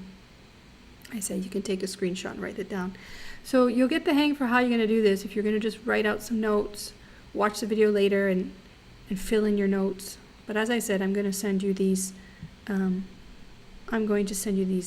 slides after class. And if you want, for tomorrow, you can print up everything before the class. So we still have time. We still have 45 minutes here.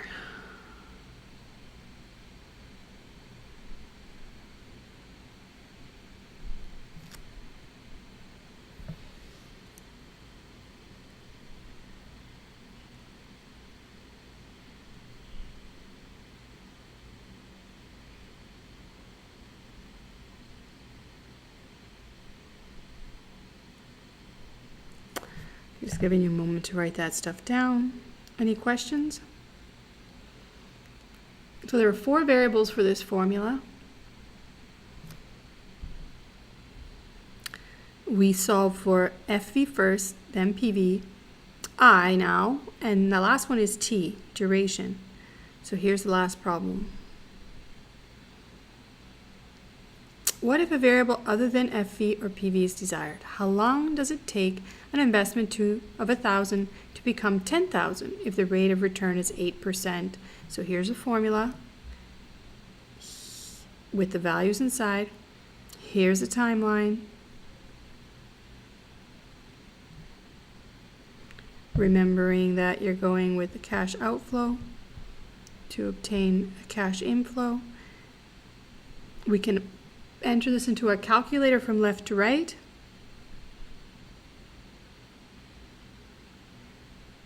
I've just repeated the formula above. So N is what we want to find. Leave it blank. 8 into interest, negative 1,000 into PV, 0 into payment. So if you're still not getting this, this has to go there. Otherwise, your calculator will use the last value that you put in there. So if you keep on putting 0, it's not going to affect things too much. But let's say you had a different value, your answer would be messed up. So you do need to enter all the values, even if you're blocking or just putting a place mark in one. And then 10,000 into FV. You ask for computing N, and you get the number of years. All right?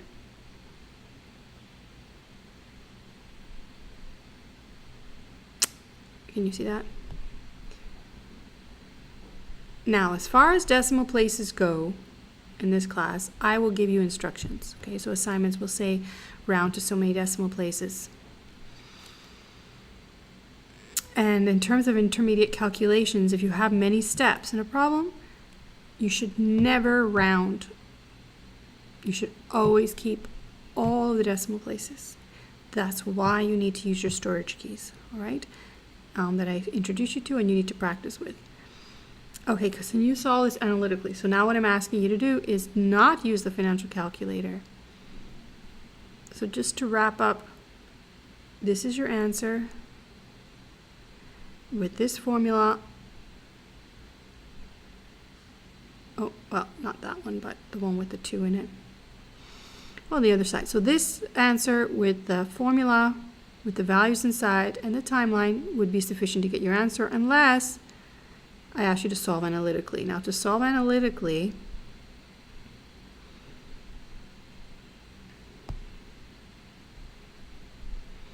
means solving for T. Now this might be fine for you guys. It's hard for the 3106 students, but once you've taken that, you should be able to do this, right? This is 10 over 1,000.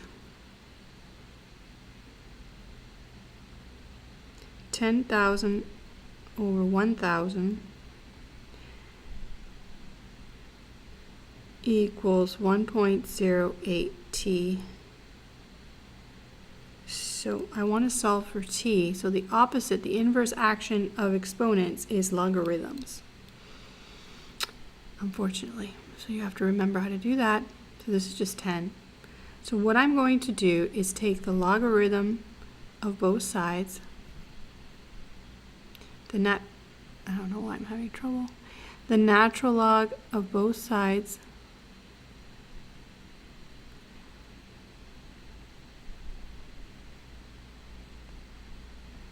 and solving for t.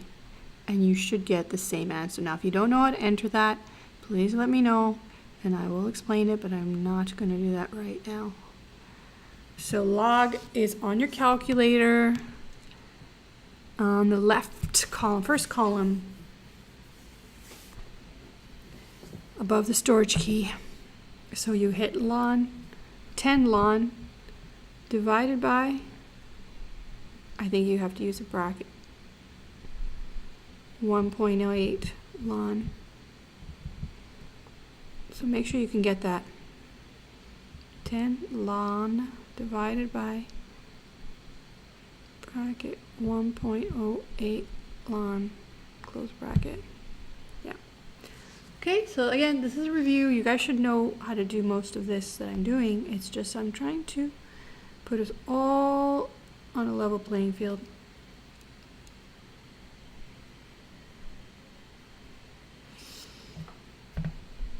And after tomorrow, I'm going to assume you know it. All right, so there it is, the summary of the formulas.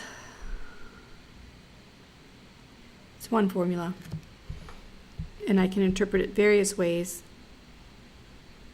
solving for one variable given the other three. The main thing on this slide is to stress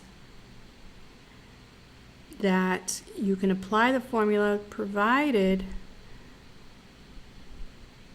you're going from one end to the other. In other words, the payments are the end of the period or assumed. Notice in most of those problems it wasn't mentioned. It was assumed that end of period is when the payments would be received or made.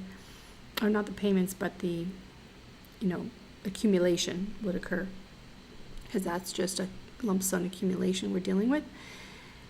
Or the problems could be, we could solve problems with this formula going from the beginning of a period where payments are made, and then the statement of the amount would be at the beginning of the period. Now, I didn't do those problems, but basically, if you enter in end of period payments, you get end of period future value or present value.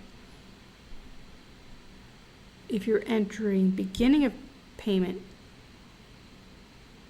beginning of period payments, then you're going to get the beginning of payment present or future value. And I didn't do that, but that's how you would use the formulas in that case. All right.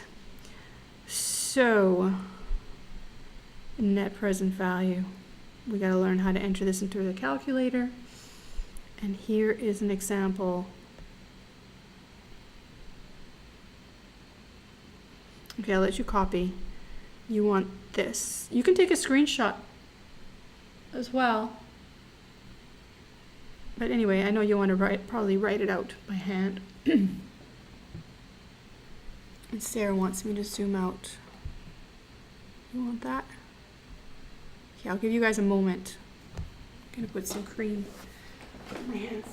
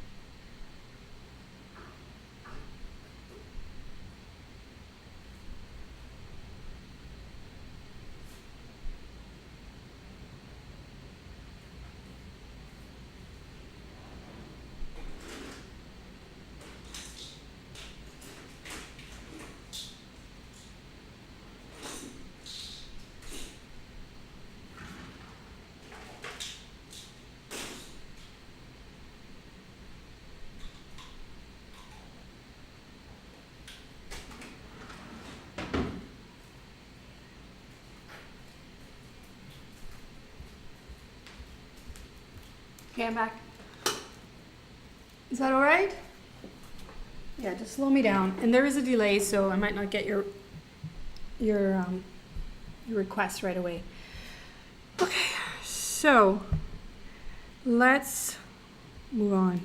Net present value. What is net present value about?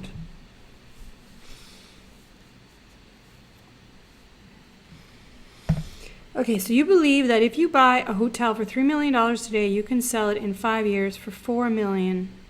The interest rate is 8%. Should you buy the hotel?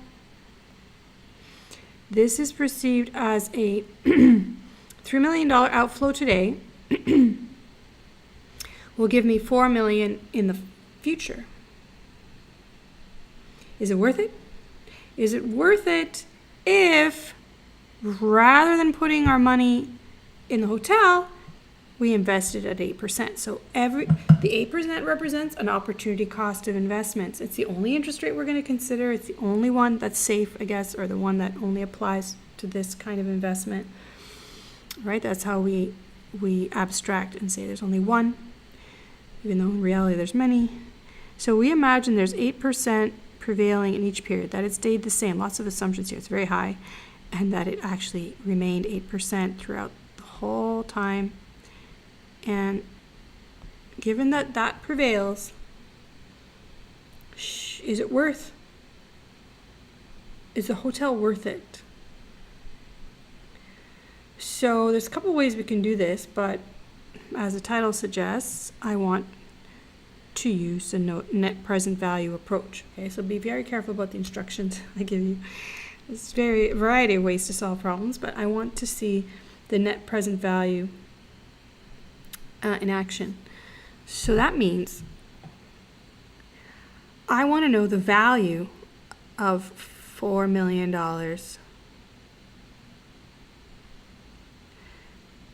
today. That's one way to think about it. I want to compare. I can only compare cash flows in the same time period. I can't compare 4 million and 3 million without integrating the prevailing interest rate. How do I do that? Well, I convert 4 million year $5 into year $0 using the time value of money expression.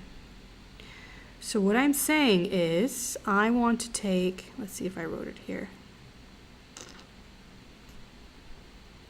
I'm just going to do this step first. So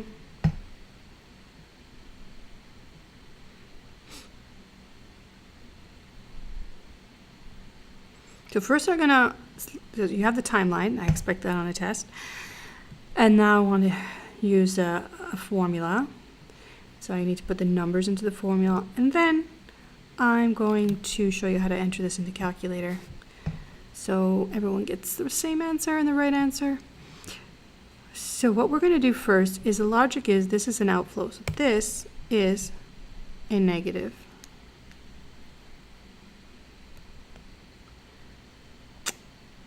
And we need to offset that net of the inflow of 4 million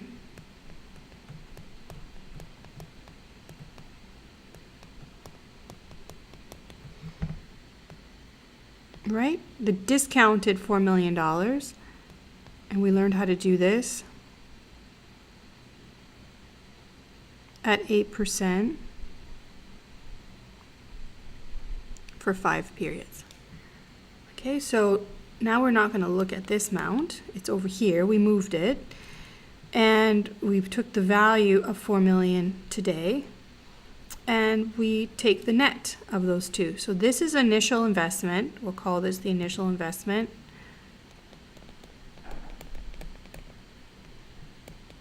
That's what that's supposed to say. Try that again.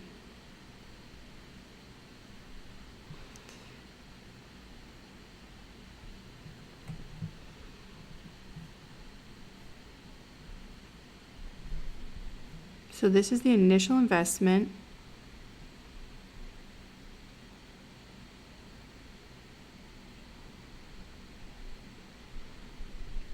And this is the cash flow at period 5. That's a notation, cash flow period 5. And the notation for this one is, I think I just use initial investment as C0 in the formulas. I need to verify that.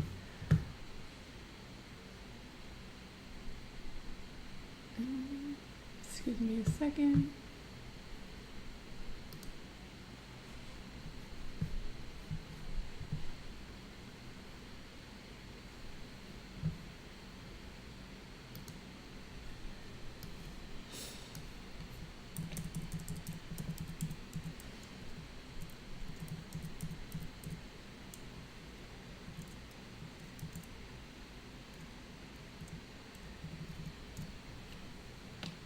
Okay, so I'm just going to use, CF0, because that's going to be how the calculator sees it. So cash flow times 0. And so essentially that gives us the NPV formula. Because might not have just one period of cash inflows, there might be several. We're going to say the initial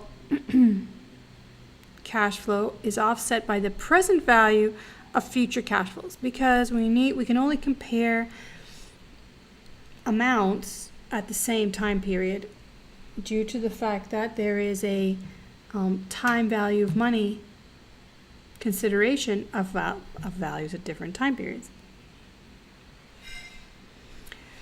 If that makes sense, or was that circular? Basically, because the interest rate prevails, you cannot compare 3 and 4 million. You know better than that. You need to discount this amount and understand it in terms of today's dollars. And so you have the NPV, the net present value. Another way you could have solved this is just said, well, what if rather than put the $3 million into the hotel, I put the $3 million into an 8% interest earning investment? Then I could compare the values here to see if 3,000 grew big enough or bigger than 4 million. In that case, I would choose the investment, not the hotel. But that's not what we're doing. That would be a future value net comparison. But what we like to do in finance is speak about amounts in the present value, because we know what those mean. We know what they can buy. We know what present value today dollars can get us. So we know what they're worth to us. All right? We don't know what $4 million means in year 5.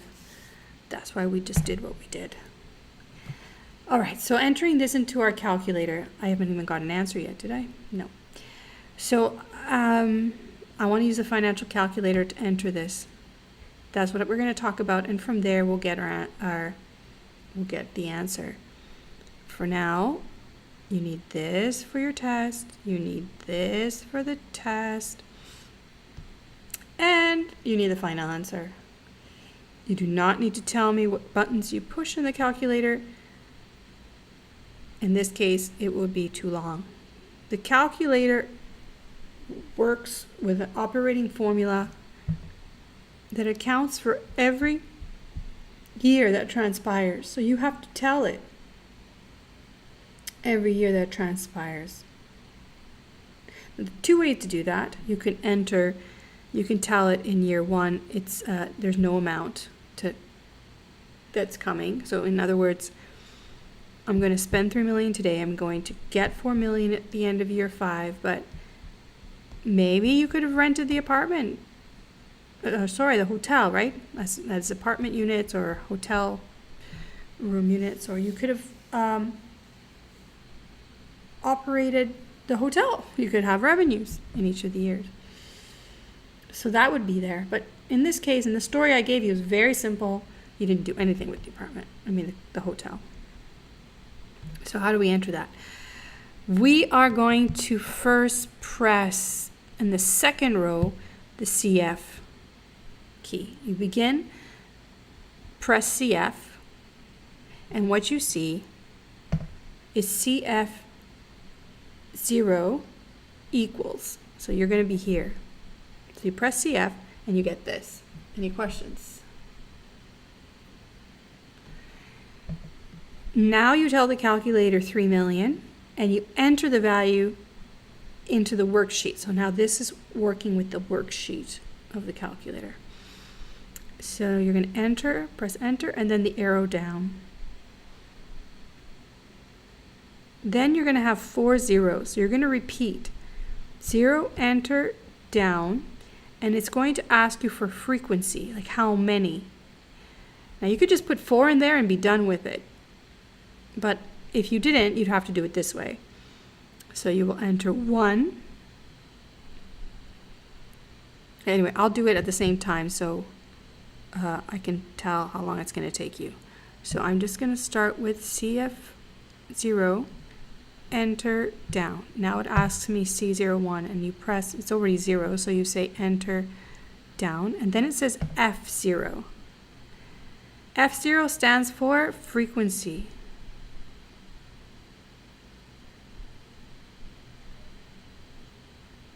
How many times? So, well, it's 1 0, or you can see it as 4 zeros, but let's do it the way I've written it here first. So it's a 1, so you say enter, down, and now you're on CO2. CO2 is also 0, enter, down, down. Now you're on CO3. CO3, enter, down, down. Now you're on CO4. It's 0, enter, down, down, and you arrive here. So everybody get there. I'm ready to enter into CO5, cash flow 5. So CF represents the initial cash flow and CO is the subsequent cash flows. Now I enter 4 million. So 4 and then 1, 2, 3, 4, 5, 6 zeros. Enter, down, and down. And I'm done. I am done. It's asking for C06. I do not want to enter that. I want to tell it the interest rate. So I press NPV. You can see on the second row, there's NPV. When you press NPV, it shows you I. It shows you this. I'll wait a minute if some people have to catch up. You tell the interest rate is 8. You enter it. You go down to make sure it's in the sheet. And then what you see on the screen is NPV.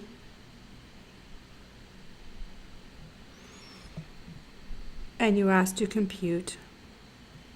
And you get this answer. So that is the last thing you put. You don't put a negative, right? Because the negative means that, actually, sorry, you do put a negative. This is a loss. This is showing you the net present value. It's a loss. It's a negative. This is not just a cash flow thing. This is your money. So yes, this is a negative. And that means if it's less than 0, the NPV less than 0 means do not invest in this hotel. So you should remember this stuff. Again, it's a recap, but with the calculator, you see the efficiency of the calculator, I hope.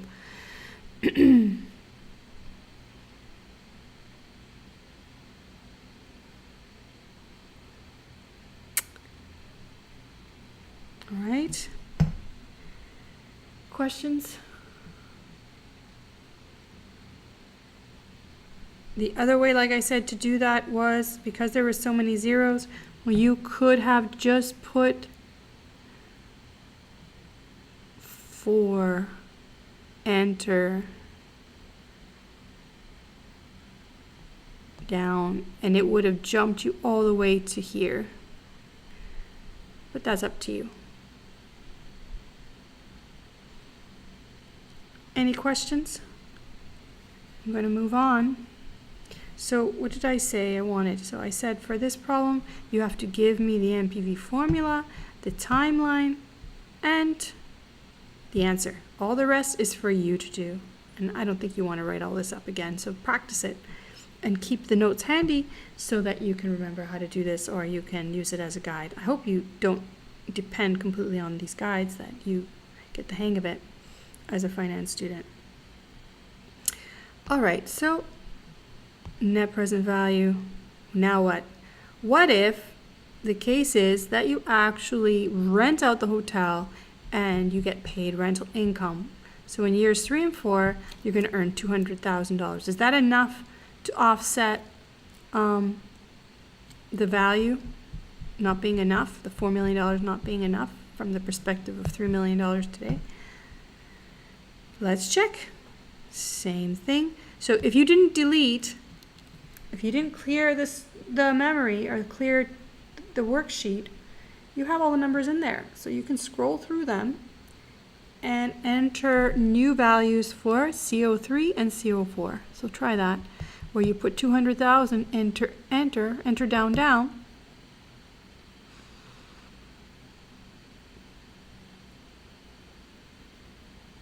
And the same steps, you hit NPV and that'll show an I, then 8, enter, down, and compute.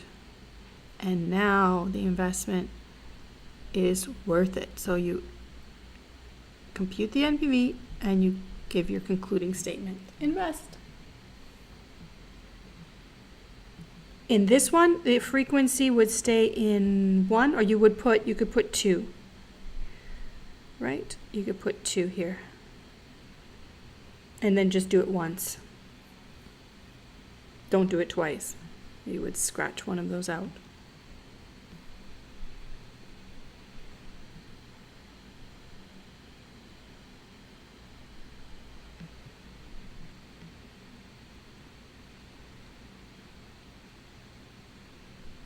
So I'll give you a moment to clean that up, or retype the whole thing in depending on how you entered it. Okay, in this case, for the formula, you would want to show, you don't have to show these. I'm just demonstrating here that you have to tell the calculator the place marks. You have to fill that in. It won't know otherwise. Yeah, there's nothing here. You have to tell it.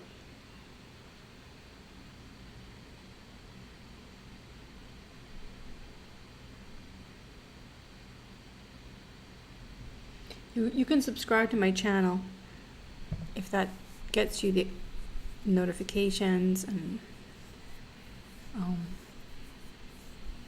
if it's easier to find my videos that way. Remember, we're going to operate with the playlist link.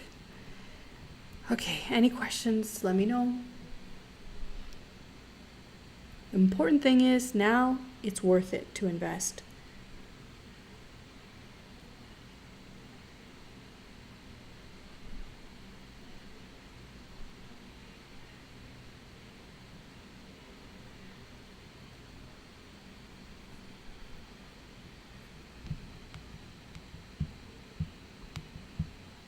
Time is flying.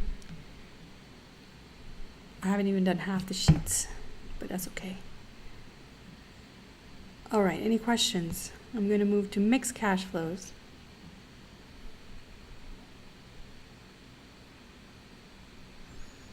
Actually, yes, by putting 2 in here, you don't have to put this one. I can scratch it out if that is less confusing. Keep working with that. I'm going to check back with the formula sheet. Okay, keep working with that. Oops. I'm going to save that.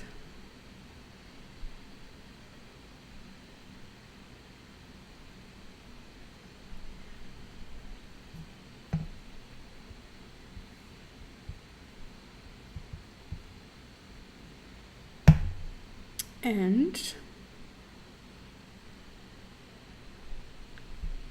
look at the formula sheet, what have we done so far?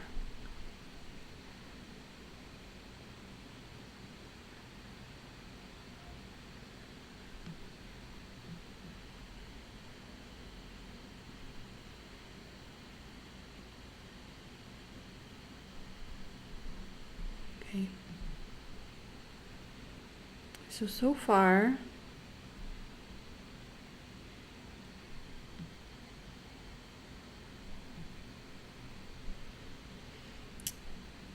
we've covered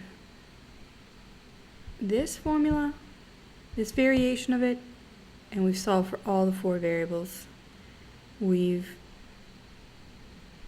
talked about net present value formula, okay? And this is really important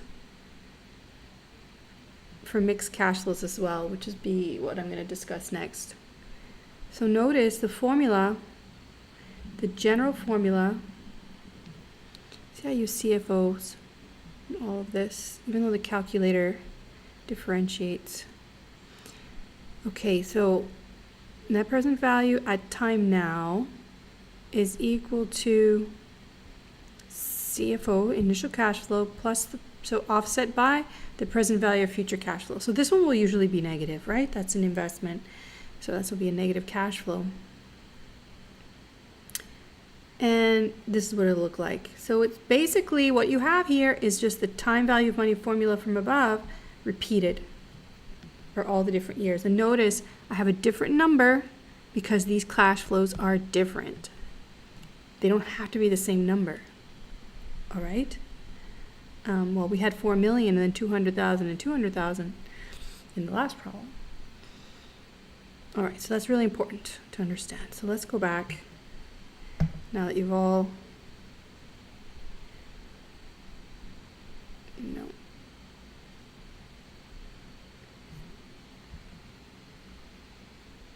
Now that you've all solved the NPV problem, no questions about it, right? Let's go back to the notes.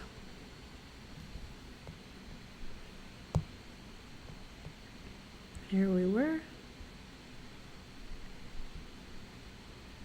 Okay, mixed cash flows. So what do we have here? So this is the timeline of an investment opportunity. You're going to get at the end, it doesn't say end, but that's what you assume, right? Unless they say otherwise. 1,100 at the end of period 1, 2,500 at the end of period 2, and so on. Different numbers. So I'm not investing, I need to invest something now to get these later. At a prevailing 8% interest, what is it worth to me? What is it worth to me to do this? Again, remembering the nature of discounting. When we discount, we're thinking we're going to get that later. So the value to me is what I could borrow against that amount coming. That's the nature of discounting. Think about that. That's what I was talking about before. But we're going to just use the formula. We're going to apply what we've learned. So that gives us this expression here. And what I'm trying to figure out, this is a different question than NPV, but I'm using the NPV approach. The different question is, what is it worth? In other words, what is the most I'm willing to pay to break even? Like, I could pay it less. If I could get this, that would be great. But to break even, what should I be willing to pay? What's the fair price? So that's, everyone's okay with that? That's why there's a 0 there. So this is not, I didn't put NPV there, but I'm going to use the NPV formula. And when I use the NPV formula, to use it, I got to enter a value here. I don't have that value, but I'm saying I know the NPV. So what I'm going to do instead is flip those around. I'm going to put 0 in here, and the value that comes out of there is actually the fair price of the investment opportunity. Okay, so work on that in your mind. That's how we're going to use the calculator for mixed cash flows. What you have to write out for me on the test situation is either of these is fine. You write this formula or this expression for mixed cash flows, where the NPV is the negative of that amount. So because This has got to be a negative, right? This is going to be what you pay. So this is what it's going to be worth. Anyway, entering this inside, you got to put 0 as your initial amount, even though that's not really what you're going to do. That's how we have to adopt the NPV function in the calculator. And you enter each of these values. They're all different, so you have to put them all in. Okay, so try that and see if you don't get my answer. So for this problem, I want you to give me the answer, and I want you to give me this, or some variation of the formula.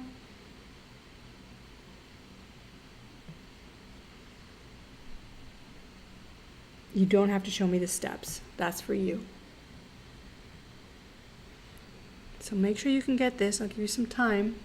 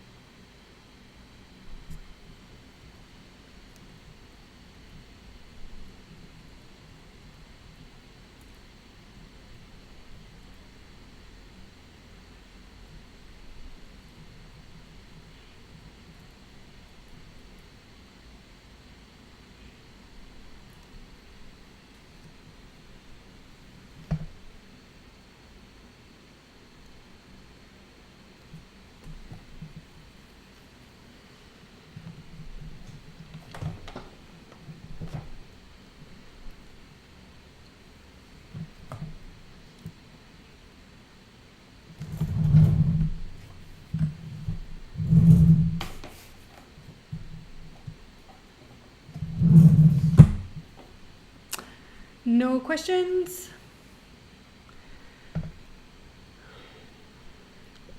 I'm gonna keep you, because I started 10 minutes late. I'm gonna push it, see how much I can get through before 12 o'clock. Okay, no questions? This is how we apply it. We put a 0 to fill the initial cash flow amount.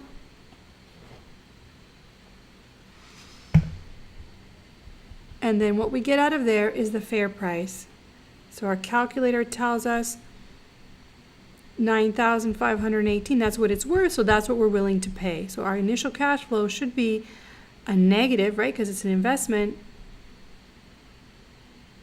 of 9,518, or payment of 9,518 and 35 cents. That's what it would be worth.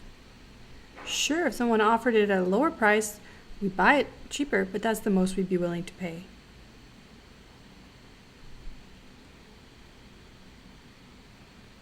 Okay, you guys are quiet. I'm going to assume that you get it. All right, so this is the formula for what? Let's be clear. Finite number of mixed cash flows. So they don't have to be the same number, but they do have to end. Very important, because what if the cash flows don't end? And what if the cash flows are the same? We have a different situation, and we can't use our calculator if the cash flows are infinite. We need a different approach, right? We can't use the Npv. We can't just sit there forever to the end of time entering values. If the cash flows are infinite, we need a better approach. And and we should take advantage of mathematics that we learned in high school, and I guess in medical classes. We want to take advantage of the situation where the cash flows are identical. There's some formula that we've learned in in series calculations. So let's do that. So let's see, where do we arrive now? What we arrive at, to begin with, is the idea of perpetuity. Again, this is review. This all seems familiar, but I hope you take something more away from the discussion today. Perpetuity. Perpetuity begins with imagining an investment that will pay infinite return. So here's an example. The British Consul bond is a type of bond that will pay $100 per year forever. Forever. Forever. You're told that the yield to maturity on the bond, remember that's the internal implicit interest rate, so it guarantees 5%. What is the fair price? So this is the picture. This is what it looks like. $100 at the end of every period forever. What is the value today? Present value times 0.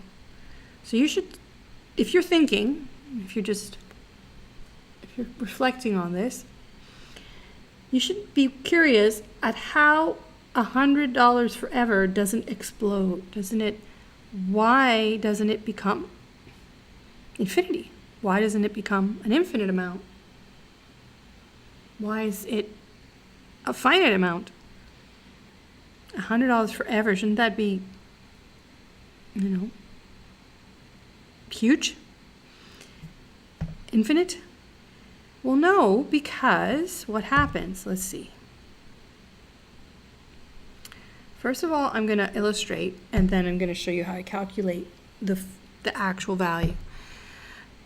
You guys should know all of this, but again, recapping, maybe you didn't take these classes recently. So, $100 in one period is actually, from the perspective of today, where I want the valuation, and remembering that we can only add and sum and manipulate dollars at the same period of time because of the prevailing interest rate and the time value of money concept, that $1 a period from now is different. It's worth less than $1 today. That's really underlying all of this time value of money. $100 at the end of period 1 is really worth, you have to discount it, $95.23 today. $100 at the end of 2 periods is really worth $90.70 today, right? 2 periods of discounting and so on. So what do you see? You see that the values are going down, right? They're going down. So eventually, at some point, if this is going to go forever, eventually they become 0. That's actually what's going to happen. So eventually, you're just adding a bunch of zeros. So the idea is we should be able to compute what the total is. Still, we don't want to have to use our Npv keys to punch all that in until we see a converging number, stable number in our Npv. What we're going to do instead is consider the idea. This is very, very simplistic, actually, in deriving this formula, but it's accurate. What amount, so in other words, the value of the bond, should be invested in order to get $100 every period. So imagine that you just have a lump sum amount that's earning 5% interest. So just basically they're leaving the lump sum there and they're giving you the interest, the 100. So if this is the relationship, this is the rate, this is what you're getting, what should be the price? What should be that lump sum that just sits there from which you accumulate or you compound? Well, you're not compounding, actually. We're just getting the simple interest, right? Is $100. So you're getting paid the simple interest of $100 every period. So what should that amount be? Well, algebraically, that's a simple calculation. That's going to be PV0 equals 100 over 0.05. It's that simple. In notation, this would be the first cash flow. So I'm going to use C. It's the first cash flow divided by the interest rate. The first cash flow is all I need. Because it's always the same, it simplifies the formula. So this is a simplification. This is a perpetuity formula. It's a simplification of mixed cash flows when the cash flows are not mixed, they're level, the same amount, and the number of cash flows is infinite. So this is the perpetuity formula that you know and love. You can look back at that to how I derived that. What I can do is I can put timestamps if I find time. I can put timestamps in the description of the video so you can just click through easier and find things. Let's see if I have time to do that. I will try. Maybe I'll have my TA do that. So there's a formula. That's it. And that formula corresponds to this timeline and no other. What is the timeline? It looks so simple. You really need to understand. All this is for, this formula only applies when you have one cash flow that's the same as the first one forever. And it gives you the present value now, today. That's it. It doesn't do anything else. Very important.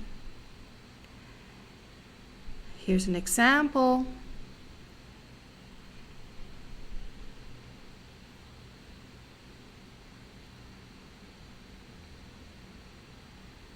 Sorry, did I actually calculate it? So the value then of that amount is 2,000. There's my formula, there's my answer, there's my timeline. So interesting, right?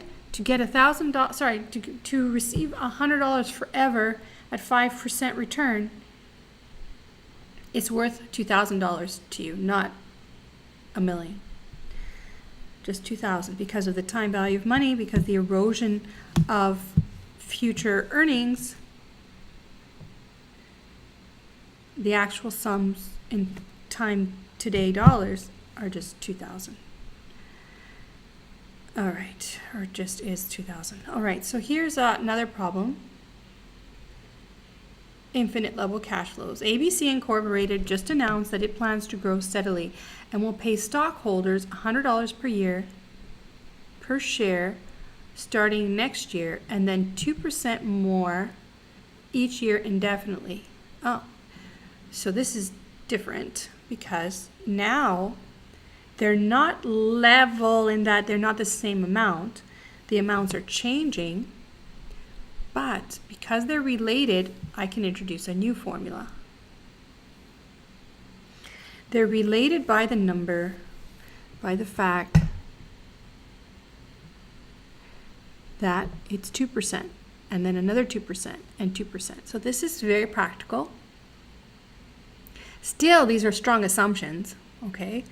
We're assuming that it will grow steadily at the same rate and that stockholders will be paid $100 per year. So there's some strong assumptions here. Whatever, you just solve the problem.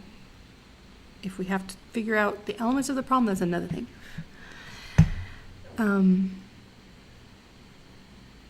This will happen indefinitely. Given a required rate of return 5%. Okay, so now when we talk about the interest rate, we are the opportunity cost that we consider is what's called the required rate of return. It's like an interest rate. It operates like an interest rate. So all my formulas are going to look similar. I'm going to use the same notation. But the terminology required rate of return in terms of a stock is to say if we're investing in this company, the alternative is to invest in other companies or earn or invest our money, the capital, in a way that we earn 5%. Okay, so that's the rate that we're working with, that we're operating with. I just give it to you, but in reality, by the end of this course, you should be able to identify what's the right rate you should be using to make valuations. All right, so this is the timeline. It's different than the last one. First cash flow, second cash flow is higher, and the third is higher than that, but they're related by a growth rate that has power 1 here, power 2 here, and power 3, and so on in the subsequent. Notice that this is 1 less. So the growth starts after the first payment. That is the only time you can apply the formula I'm going to give you. If you have something different, if you have a timeline different than that, you have to modify the formula. Okay? You need to understand that these formulas have specific assumptions.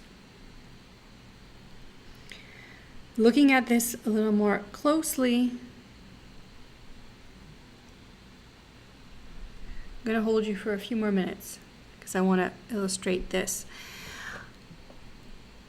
Again, we have the issue that after the first period, this will go down from 100. 2 periods of discounting are offset by 1 period of growth, but it still goes down. 2 periods of growth offset by 3 periods of discounting. So cash flows will erode over time. They do go down. The value of $1 in the future is less. And less and less and less. But the erosion is slowed by the growth of the cash flows to be received. Okay, so G slows it down. So how do we modify our perpetuity formula for this situation? Again, it's quite simple. The perpetuity formulas are simplistic, but they hinge on, or the annuity formulas we're going to derive from them hinge on them. So you do need to understand them well. This is the formula. We're going to offset the interest rate that erodes the dollar. So we're going to make it smaller by subtracting the growth rate. By making the denominator smaller, the actual present value will go up. And you'll see that with this result. The price, the principal amount, the present value will be higher. Remembering this is the form, this is the pattern of the timeline, initial cash flow, then the growth begins and it continues forever. And we want the present value.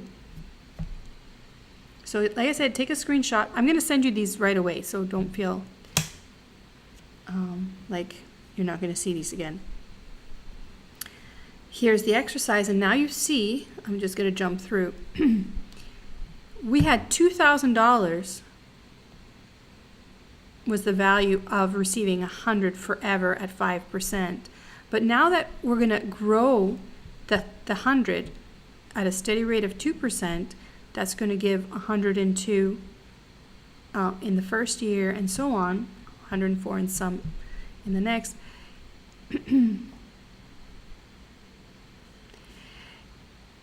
That's going to be a larger amount, okay? So this lowers, by subtracting by G, this lowers the rate of erosion of the dollar, and so the present value is higher. It's 3,333 versus the 2,000 that we got without growth. That says versus.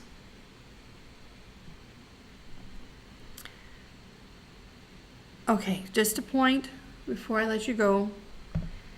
There are no special keys on the calculator to compute perpetuity, so you need to be able to do this on your own. If the formulas don't apply, then use the mixed cash flow formula. What am I talking about? Well, there are conditions for using these formula. I made one here and I brushed over it. The case has to be, and it's on your formula sheet as well, this formula only applies if the interest rate exceeds the growth rate. In other words, those amounts that we're getting infinitely will only result in a finite present value, only get a finite present value if eventually those sums become zero from the perspective of today. Okay? So the only way that's possible is if the interest rate is higher than the growth rate. If not, what happens? If the growth rate is higher, you're going to get a negative here, and this makes no sense. So this formula doesn't make any sense unless the interest rate is higher than the growth rate. So think about that. So what do we do? Is there just no answer if G is greater than I?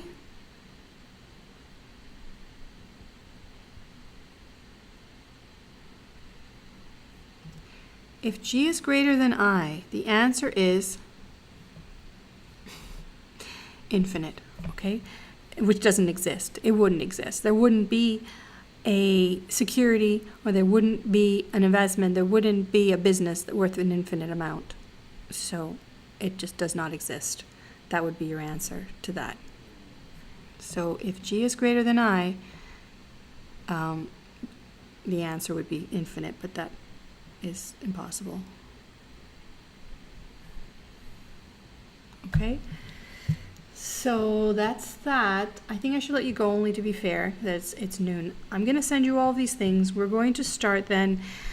And from here, I'm going to take you to annuities. And annuities are just variations of a perpetuity where we do not consider cash flows infinitely.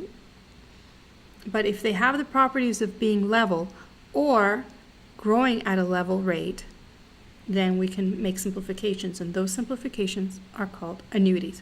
So I'm going to send you material for today, and then I'll send you in another email the material for tomorrow, extra or special notes, or maybe just one. Maybe I'll send you one email with everything. I'll just label them well.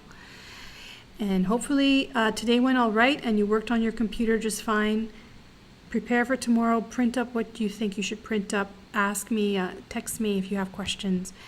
It was a pleasure meeting with you, and we'll see you again tomorrow. Bye for now.